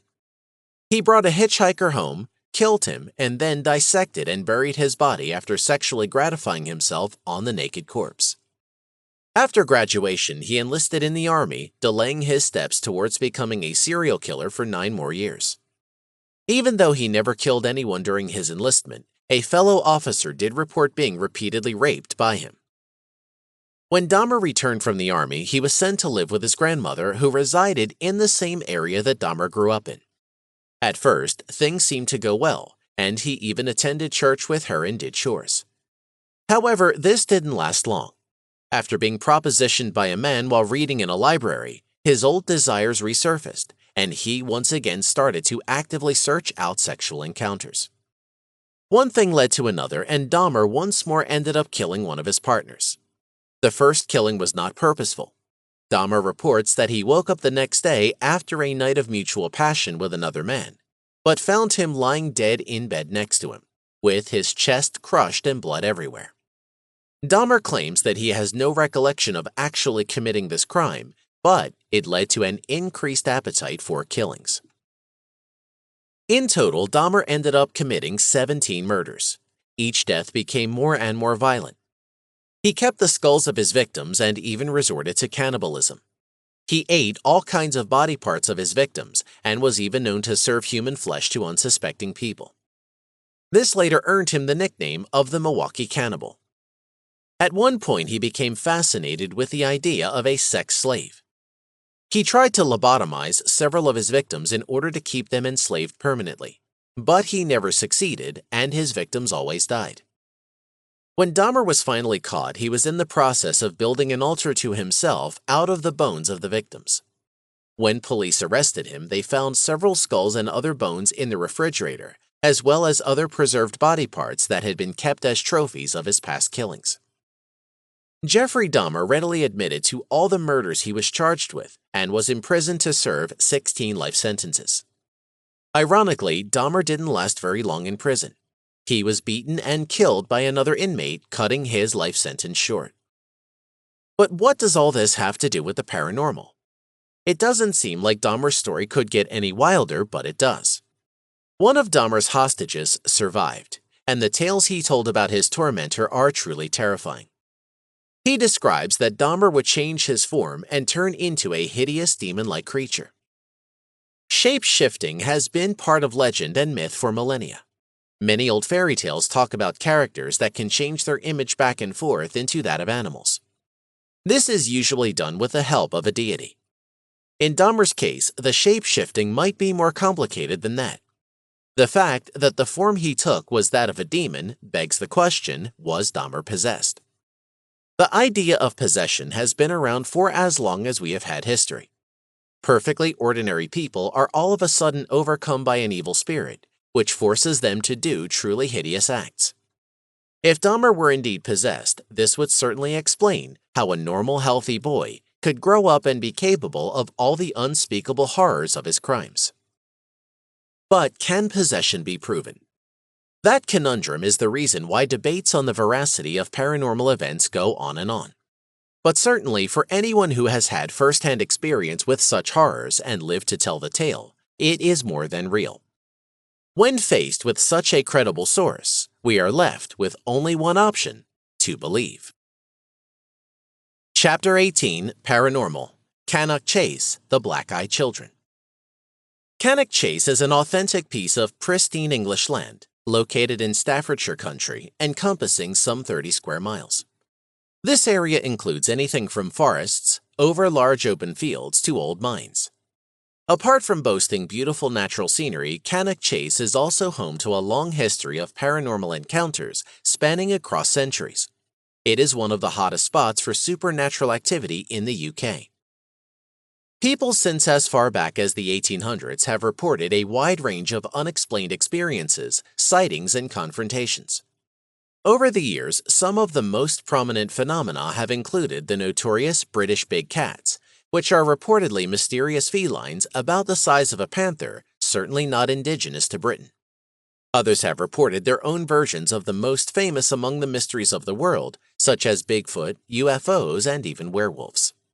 However, there is one particular legend, touched upon by quite a few witnesses over the last few decades, which may be the most disturbing of them all, primarily because it has a solid story behind it. With an uptick in activity during the 1980s, hikers and other wanderers have been reporting bone-chilling sightings and direct encounters with odd little children who apparently stalk the area of and around Cannock, especially the parts that are wooded. The accounts usually involve a small girl in a pale dress with bottomless black eyes. At other times, multiple children would be reported as part of a single incident. More often than not, the encounters are also followed by different sounds, such as giggling, children asking for help, or outright screaming. Some of those who are interested in the case, professional paranormal investigators or just curious individuals, have suggested that these sightings may be connected to a particularly dark chapter in Cannock Chase's history. In the 1960s, a series of abductions and murders was committed against little girls in the area. The horror began in 1964 when a cyclist, barely clenching onto her life, found a 9-year-old girl. The child had been raped, strangled, and left to die, which luckily didn't happen thanks to the passerby. A little over a year later, 2 girls aged only 5 and 6, who had been missing for some time, were found dead in a ditch in Cannock Chase. Already in summer of 1967, another 7-year-old was found abused and murdered not too far away from where the previous 2 girls were disposed of.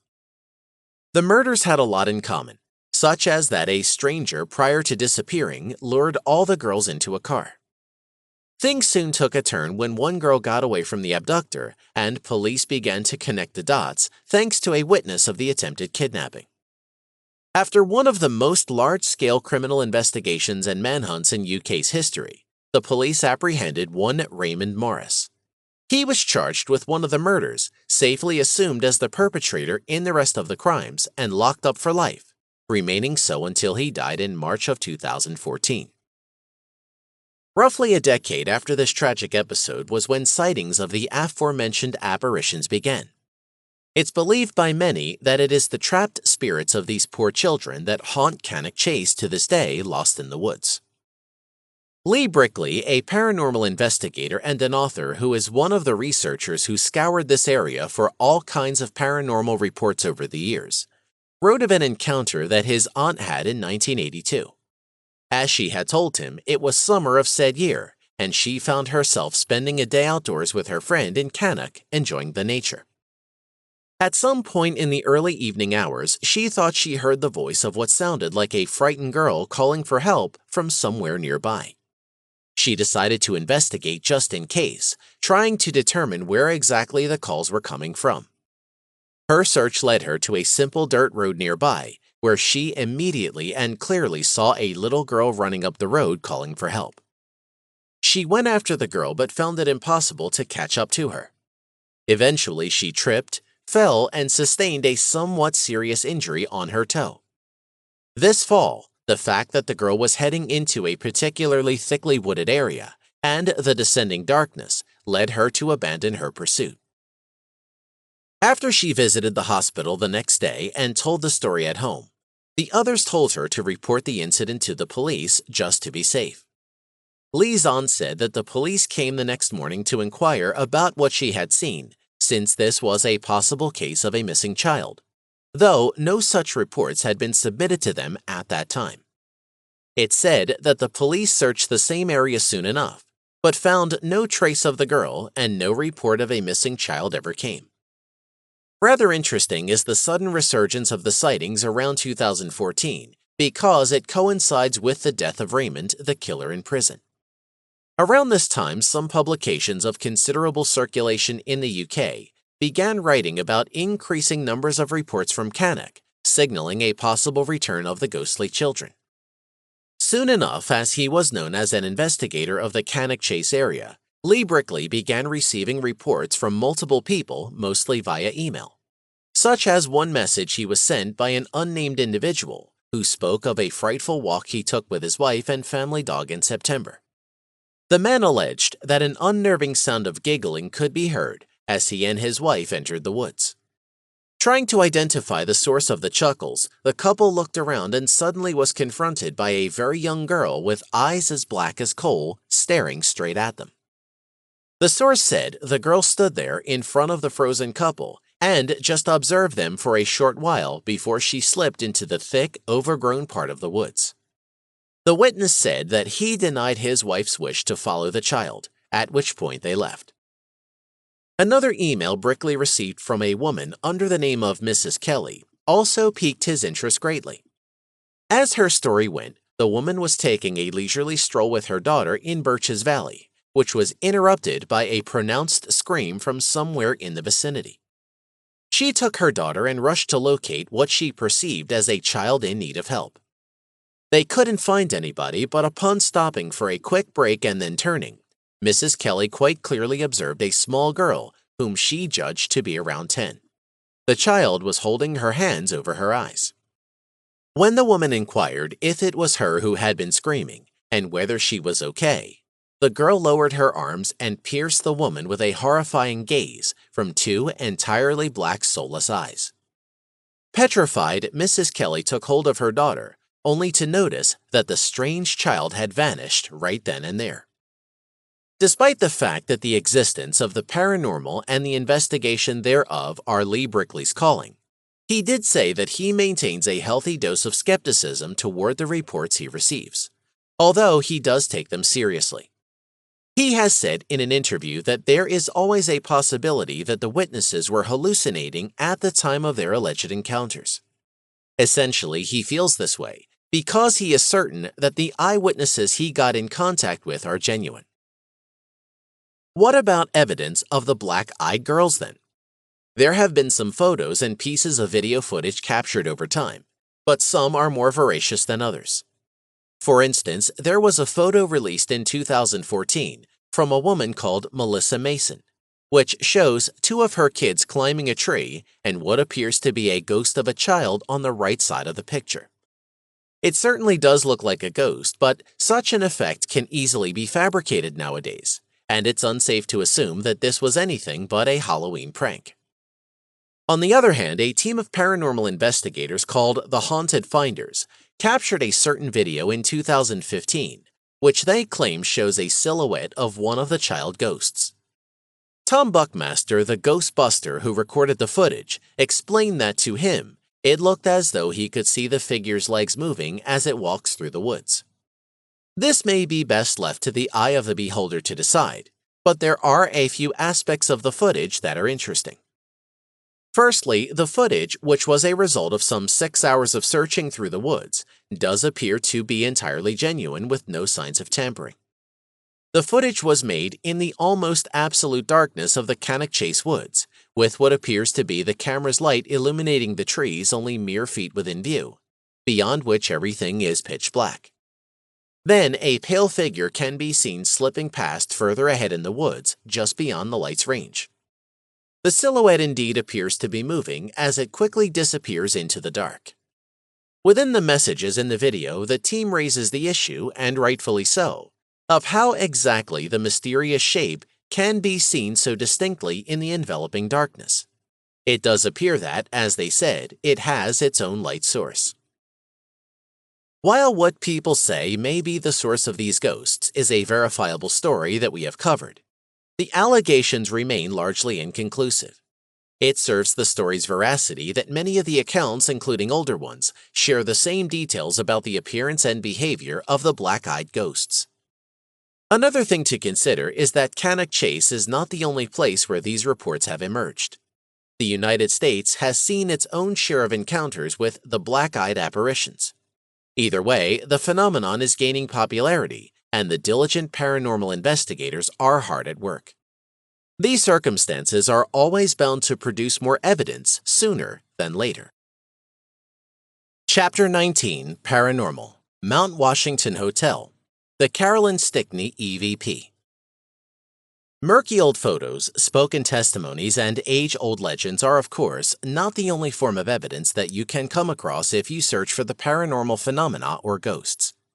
Sometimes something much more concrete comes along and leaves even the firmest of skeptics scratching their heads. This is exactly what we have on our hands in this incredible, bewildering story. In case it needs explanation, EVP stands for Electronic Voice Phenomena. Ghost hunters, paranormal investigators, and other enthusiasts sometimes use this method in locations purported as being haunted or host to a paranormal activity of any kind. It involves recording sounds with a variety of devices and performing a deep analysis of the audio after the fact so as to search for any possible peculiarities. Essentially, EVPs are recordings thought to contain sounds made by actual ghosts and other paranormal forces. Every now and then, something quite fascinating is picked up by investigators. Such is the case of Princess Carolyn Stickney and her supposed haunting of the Mount Washington Hotel. Although haunting may not be the most suitable word for what has been observed. This is because she doesn't seem to be a malicious ghost, and the word haunting often carries with it a negative connotation. Most of the strange occurrences reported at the hotel usually boil down to flickering lights, alleged appearances of the ghost, unexplained sounds, smaller objects disappearing, and the like. What she does seem to be, however, is one of the most convincing possible ghosts ever documented. And this is because of one particular case involving an EVP, which we will cover soon enough. The Mount Washington Hotel was masterminded by a wealthy railroad industrialist by the name of Joseph Stickney in 1900 in New Hampshire. Around 2 years and a fortune later, the hotel was officially opened in 1902. Joseph had put a lot of money and effort into the construction of this masterpiece, but passed away only a year after it was opened. Carolyn, the succeeding owner of the hotel, made some contributions of her own to the hotel over the next decade, building a new floor between the hotel's towers, a private dining room for her inner circle, and a chapel in memory of Joseph. She also had a big balcony installed, overlooking the primary dining room of the hotel, from where she could observe the guests. There have been reports over the years of her apparition showing up on this balcony in particular. After a while, she remarried a French prince, which is the reason she was and is often referred to as Princess Carolyn or simply Princess. She spent a certain time in France with her royal husband, but returned to spend her last days in the hotel and the scenery she enjoyed after her second husband died as well. She had her own private apartment, now room 314, and she had her personal bed brought in because she felt uncomfortable sleeping in any other. This bed is in the room to this day. As you would expect, this particular room is something of a hotspot for paranormal activity. There have been numerous reports of strange happenings in there, including flickering lights and unusual noises, and one report from a visiting couple of a woman sitting on the bed fixing her hair. Reports of paranormal activity by hotel employees began not too long after Carolyn's death in 1936. Her apparition was reportedly seen in her favorite hotel spots quite a few times, and a mysterious figure would show up in photographs of the staff after they developed them. This was also the time when people at the hotel already began talking about lights shutting on and off by themselves, and even bathtubs being mysteriously filled up. However, it was in February of 2008 when the most impressive paranormal evidence cropped up. Jason and Grant, two investigators from the Atlantic Paranormal Society, or TAPS, decided to investigate the stories at the hotel. They were working as part of their ghost hunter show on Sci-Fi. They conducted a thorough investigation of the Mount Washington Hotel, and they focused especially on the infamous Room 314. The two ghost hunters confirmed hearing and recording mysterious steps throughout the hotel, for which they couldn't identify the source. However, this was child's play compared to what they caught on tape in the princess's old quarters in Room 314.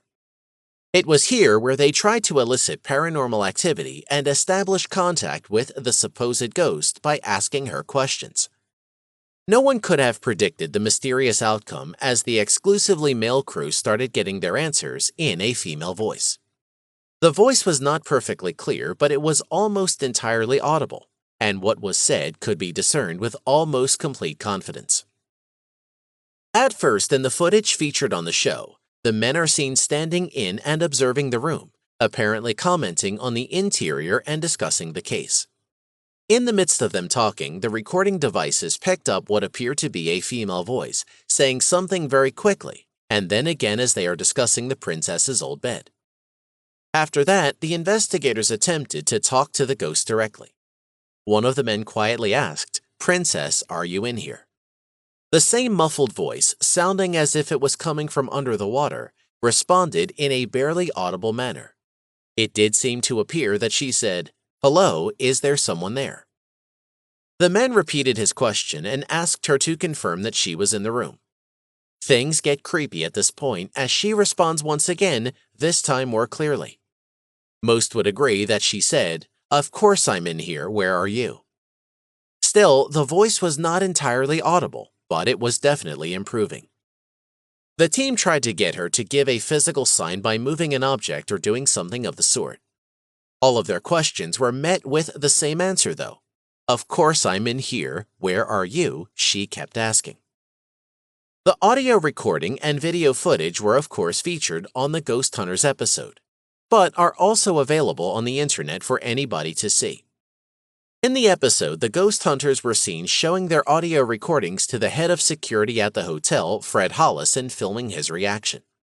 It took no incentives from anybody to see how genuinely the man immediately reacted at the very first moment when the female voice briefly makes herself known. He said that he could clearly understand what was being said, and his reaction was, in my opinion, that of genuine but controlled fascination. Everybody who watches the footage can judge for themselves, though. Hollis went on to explain that he had his own strange experiences at the hotel in the past, such as mysterious sounds. These peculiar incidents he witnessed were usually very subtle, just enough to arouse suspicion, but not enough for a rational man to draw a definite conclusion from. At the time when his encounters happened, he was unsure of what he heard, if anything at all, so he didn't pay that much mind to any of it. However, the recordings presented to him by the Ghost Hunters crew, he said, were absolutely in line with his past experiences. He now had confirmation that he had indeed been hearing mysterious sounds around the hotel. What some may find particularly fascinating about this case is that the ghost itself is quite different from what you would usually expect, based on most of the stories of hauntings in popular culture. Princess Carolyn's life wasn't that of tragedy, and neither was her death. She lived a fulfilled life, ran the hotel until her very end, and passed away naturally in a place she loved. Could this be the reason that her supposed ghost actually appears to be pleasant? And could it be possible for a trapped soul wandering the physical world to even be friendly? This is kind of interesting to ponder over if we assume that this was in fact the ghost of Caroline. Once one hears the exchange with the ghostly voice, they might also get the sense that whoever or whatever it is on tape may be in a spiritual state totally opposite to that which we would expect in a ghost. It's almost as if the recording lets us see into the psyche of a ghost. In particular, more so than just being friendly, Carolyn perhaps comes across as being somewhat confused and lost. Most of us would usually think of a ghost as a haunting presence, often malicious and even dangerous, that is in perfect control over its reality, while we are the ones who are confused, petrified, and helpless. Although hearing a ghostly voice talk back to you in a haunted place would be terrifying and make anybody's hair stand up, once you think about this recording, things take on a whole new light. The way that the princess keeps asking if someone is there and simply saying hello gives us the impression of someone who doesn't know what exactly is going on. She doesn't want to throw things around, cut the phone lines, terrify anybody, or make the walls bleed. Instead, she simply appears to be trying to establish communication, just like the ghost hunters were doing. And if she actually responded with, "Of course I'm here," then that implies that in her world or plane of existence, there is no doubt as to what she is and what she's doing. It's almost as if the ghost hunters themselves are the intruders, disturbing her peace and not the other way around. Maybe the living souls that visit the hotel appear as ghosts to Carolyn, leaving her just as confused as we would be upon seeing or hearing an apparition. We'd never think that we would be the ones who have to explain ourselves if we ran into a ghost. Apart from her being somewhat perplexed by the investigator's questioning of her presence, the rest of the exchange still implies a dose of confusion from the ghost's point of view. There is a wide array of interesting posts on forums and other places on the internet, from people giving their thoughts and theories as to what is going on. Some suggest that this exchange is proof that we who are the living and those who have departed exist simultaneously in two parallel realms of existence. Sometimes these realms flow into each other in something of an interdimensional glitch, if you will. This overlap makes ghosts of those who have died stumble into our realm by accident, resulting in all kinds of paranormal phenomena for the witnesses. On the other hand, it could be that we can accidentally slip into the spiritual world just the same. Perhaps ghosts are not even aware of their death, and they just continue living as if nothing happened, without even knowing that they have transcended into a new reality in what appears to be their regular life. Could it be then that if a living mortal soul was to wander beyond their three-dimensional world, those who occupy the beyond might be just as shocked as we are when we perceive the supposed ghosts? Furthermore, the spirit of the late Carolyn may be trapped in time in a way that we can't even fathom, where it flows in a nonlinear way or just freezes completely. Her perception of time may be entirely different to that of ours, leading to a lot of confusion. Whatever the case may be, and whether or not the recordings are valid proof of paranormal activity, we can hardly draw any definitive conclusions, even after watching the episode and hearing the uncanny recording for ourselves. There are a few things we can do, though. We can speculate on what this may or may not prove and what it tells us about the paranormal. Alternatively, we can simply stay at the Mount Washington Hotel, which continues to be a prosperous institution to this day. They offer an authentic vintage experience of luxury and incredible scenery, as well as the possibility to have your own paranormal encounter. After all, Carolyn's shenanigans, as well as other reported ghostly activity, are not kept secret, and the hotel doesn't try to hide this peculiar quirk in their luxury accommodation. Chapter 20, Paranormal, The Goldfield Hotel. The clearest EVP ever recorded? There have been numerous alleged electronic voice phenomena over the years, and going over all of them would be quite a tedious feat. After all, a lot of the recordings of this kind are rather distorted, dim, or not particularly awe-inspiring. So it's not just about the number of purported EVPs, but also their low quality. There may be only a few EVPs that come close to the Princess of Mount Washington Hotel, which would definitely make them worthy of investigation. The recording from the old Goldfield Hotel is one of them without a doubt, as it also has the capacity to blow your hair back. Arguably, it is even more bewildering than Princess Carolyn, especially considering some of the other stories, events, and investigative experiences in the Goldfield Hotel before and long after its closure in 1945. The Goldfield Hotel is a dilapidated and allegedly deeply haunted building in a small stagnating town of Goldfield in the state of Nevada. The history of this town begins in 1902 with the discovery of gold in the area, which sparked an influx of people and quickly got the town established. It wasn't long at all until the city became very active and prosperous due to the rich mining industry around it. Soon it became the largest city in the state and was home to some 35,000 people at its peak. However, not even a decade passed until the resources started to deplete in the mines, causing many of the townsfolk to move on and take the gold rush elsewhere. As the gold mining industry declined, the town began to devolve as well. Ultimately, all of the gold ore was used up, and the town was hit by a terrible fire in the 1920s. The population decreased dramatically, amounting to some 500 people today. The Goldfield Hotel itself was officially opened in 1908 as quite a luxurious place, boasting 4 stories and a total of 154 rooms, fully equipped with the necessary utilities. The hotel became successful very quickly, mainly because it drew in guests from the upper classes, particularly those who came through looking to invest or start their own gold mining ventures. One such man was a wealthy mining industrialist named George Winfield, who soon bought the hotel as part of his hotel entrepreneurship side path. His investment made him quite a lot of money, adding to his already enormous wealth.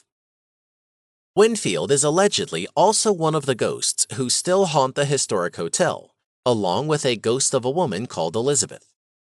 According to some controversial legends, the two had known each other rather well when they were still among the living. There have been numerous reports of other ghosts wandering the building, such as those of children, and at least 2 other people who allegedly committed suicide in the hotel. The tale of Winfield and Elizabeth, though, is particularly dark. Elizabeth is said to have been a prostitute around the 1920s and 30s, with George Winfield as one of her regular customers. As the story goes on to suggest, misfortune struck when Elizabeth found out she was pregnant and told Winfield he was the father, urging him to leave his wife and marry her instead. George tried to keep her away, giving her money to survive on her own and keep the pregnancy quiet. He was hoping to avoid complications that could harm him, as he was a prominent and influential individual in Nevada at the time. His plan didn't work for very long, however, as Elizabeth was relentless in her demands for justice and ultimately returned to him. Things take a dark turn here, as Elizabeth is believed to have died in the 1930s in one of 2 ways. Some suggest she simply died at childbirth, but others have alleged that Winfield murdered her in cold blood. This didn't happen right away, however. It is said that he tied Elizabeth to a radiator in his private room 109 at the hotel and kept her so until she was about to give birth. He made sure she was fed and provided her with water to keep her alive. According to different versions of the story, she either died in the room when it came time to birth their child, or Winfield murdered her after the fact. After that, some say he took the baby to the basement and threw it down one of the mine shafts that the hotel was built on. Whether or not these events transpired, as the legends say they did, is debated to this day. But reports of their ghosts and other paranormal activity at the hotel have been numerous to say the least. The hotel is widely known as a haunted place, and it attracts many visitors and enthusiasts. This is also one of the reasons that efforts to renovate have stagnated for decades, as a lot of trespassing and vandalism have occurred. Among the visitors was a crew from Ghost Adventures, who came to investigate the reports on multiple occasions. In 2008, the Ghost Adventures show organized a well-documented, videotaped investigation of the premises, which was featured later on. This was when one of the most incredible paranormal videos was made, and it's well known among the circles interested in the paranormal. The team can be seen lurking around in the basement looking for anything strange and recording with their cameras. They go around in the darkness asking for any ghosts to come out if they are around. Just moments after that, a brick lifts off and flies across the room, smashing against the wall with the most terrifying noise. The situation gets hectic quickly and the investigators scramble in the darkness. At this time, what sounds like children's voices can be heard periodically from somewhere around them. Of course, it didn't take long for the team to disappear from the premises, and this EVP was among the last things recorded during this particular excursion by the Ghost Adventures. However, this wasn't even close to the best EVP recording obtained at the Goldfield Hotel. This shocker came sometime later when the Ghost Adventures returned once again. This time, however, they had Mark and Debbie Constantino with them. This couple was in the same line of work, but they were fairly skeptical of both the hotel and the footage previously presented by Ghost Adventures. As a matter of fact, the Constantinos, who were leading the investigation, brought a news crew from the KNTV with cameras, ready to capture all the evidence right on television. Similar to the previous visit by the Ghost Adventures, the Constantinos also went around for a while recording, asking for any sign from the ghosts if they are present. In the piece, Debbie can be seen using a sound recorder as she tries to communicate. They don't hear anything at first and nothing is captured by the cameras. However, she then tries a different approach. Apparently, Debbie thought that perhaps they couldn't hear the EVPs with their own ears at the time, so she asked the ghost, "Can you at least tell me in the recorder if you did it?" referring to the incident with the brick. Then they played back what the recorder had picked up and were shocked to hear a response. What resembled a female voice responded in almost entirely clear English. "Thank you, but we've done it."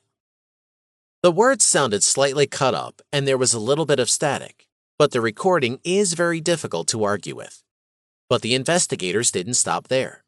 They managed to engage the alleged ghost once again using the same method. The team asked another question and continued to inquire about the brick that was thrown. The voice could be heard responding again with, "Didn't mean to hurt anybody." This second response was even more audible than the first one. Matters of authenticity aside, the recorded spoken word is next to irrefutable in the audio. Still, there really haven't been many claims against the recordings being fake, and there has been no evidence presented to expose the audio as anything but genuine. Another fact perhaps worth mentioning is that the Constantinos couple was found dead in an apartment in 2015 in what was ruled as a murder-suicide perpetrated by Mark in a case of domestic violence gone terribly wrong. It's unclear what exactly led to this tragedy, but the couple had a strained relationship for a while and was going through a range of other personal problems in their lives. As for our mysterious voice in the Goldfield Hotel, it remains one of those clear, understandable enigmas, as paradoxical as that is.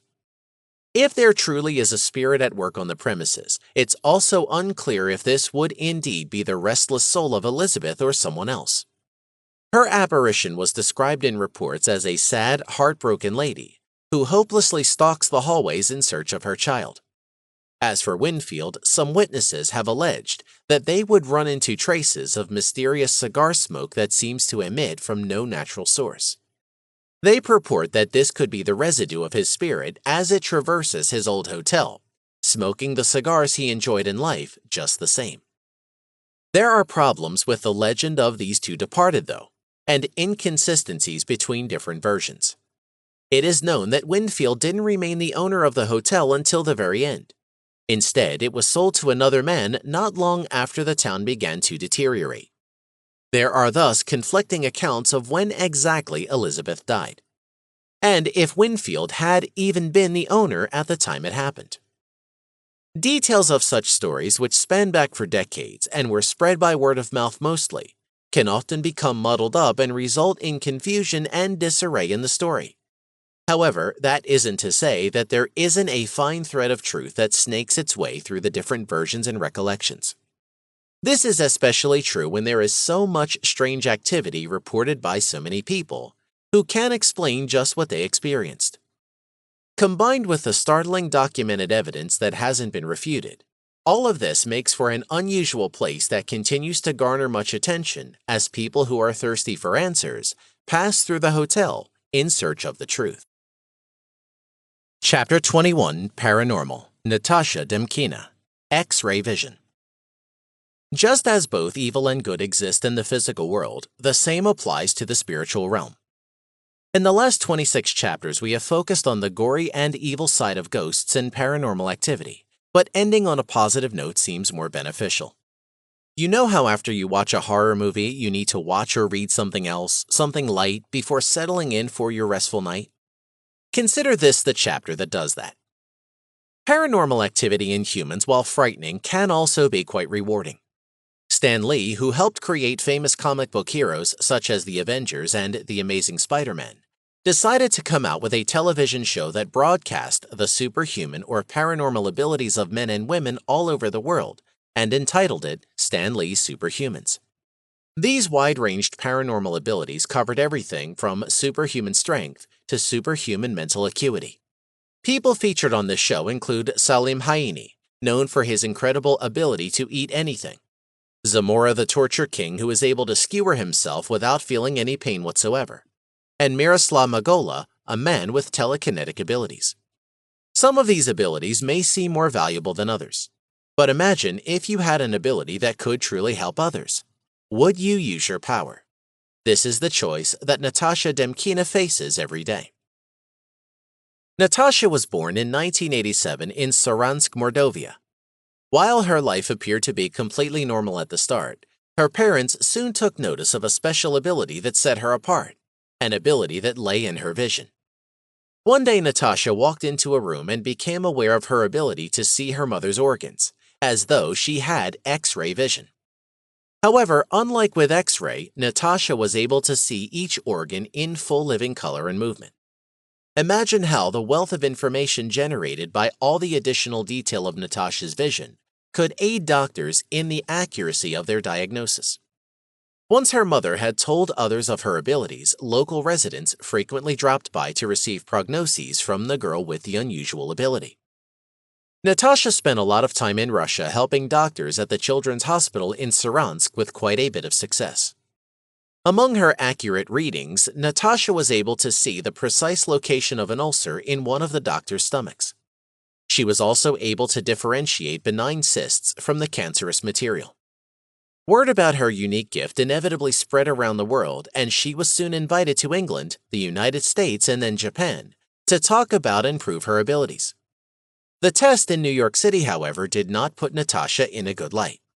Her success rate only seemed to be at a little under 60%.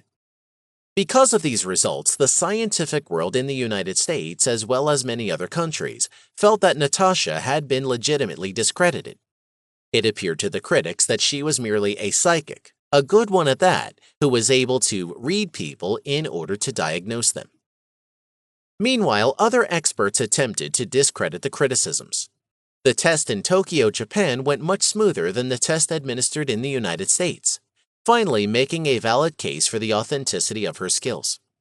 As Natasha's superhuman ability is only in her vision and not in her capacity to diagnose, she is currently studying medicine at Samashkov's Moscow Medical University. Hopefully, this will help her fine-tune her skills and save many lives in the future. There you have it. We have gone through some pretty intriguing, if not gruesome and horrifying true-to-life events. While real mysteries often cannot be logically explained, sometimes we just have to accept it. Not all of the paranormal is evil, and not all evil acts stem from the paranormal. Faced with the known facts, it is within ourselves to choose what to believe in and what we deny. Conclusion. I hope you have enjoyed these baffling and shocking stories that dealt with ghosts, hauntings, and paranormal activities around the world. There are one too many hard-to-believe stories that will continually challenge us to keep an open mind. Being aware, though, may one day save your soul. Most of the events presented above begin and end with no seeming sense of logic. While these stories may seem improbable, the known evidence will make you wonder, what if? Legends and myths have come to be for a reason, and each story may have the tiniest truth to it. But the truth, logical or fanatical, will eventually reveal itself. Understanding this concept may help us accept that which is unacceptable. The unsettled spirits make no distinction with whom they torment. All we can do is believe. While most creepy stories begin and end with mysteries, one thing is positive. Understanding these stories will also help you better understand the legends and myths that pervade so many cultures in the world. Remember that almost every story has a seed of truth in it, no matter how far-fetched it may seem. Ghosts and spirits do not discriminate in their activity by class or area of the world, even though some places seem to have more paranormal activity than others. People from all walks of life and all social classes have had their run-ins with hauntings, ghostly apparitions, and humans with paranormal abilities. From the wealthiest people such as Sarah Winchester to the most neglected soul such as Richard Ramirez, all are connected with the spiritual world and are equally susceptible to hauntings and other ghostly activities. Chances are you will have your own personal run-in at some point in your life. Just as groups exist for those who believe in extraterrestrial life, you can also find a support group if you end up dealing with a disturbing spiritual experience. Just remember, you are not alone. About the author. Hannah J. Tidy is a non-fiction writer who writes about true events on ghost and horror stories. She was born in the beautiful city of Riverside, California, in the United States. She attended University of Riverside, where she got her bachelor's degree in arts. Hannah has a passion for writing dating back to her elementary, and as such, her creativity and ability to put words into perfect use makes her a prolific writer. Being a skeptic, she didn't believe too much in ghosts, but that quickly changed after she had a horrifying experience herself. She is now passionate about reporting true ghost and horror stories. Having her readers in mind when writing, she focuses on putting stories that will not only scare her readers, but also gives them a piece or two to think about. Her books are always interesting, fascinating, and engaging, making them a joy to read, and has gained love by her readers. When she is not writing, she enjoys spending time with her family and friends as well as biking and traveling. Thank you for reading my book. I'd love to hear your opinion about my book. In the world of book publishing, there are few things more valuable than honest reviews from a wide variety of readers. Your review will help other readers find out whether my book is for them. It will also help me reach more readers by increasing the visibility of my book. This has been Ghost Stories, compilation of horrifyingly real ghost stories, truly disturbing hauntings and paranormal stories. Written by Hannah J. Tidy, narrated by Martin James. Audible hopes you have enjoyed this program.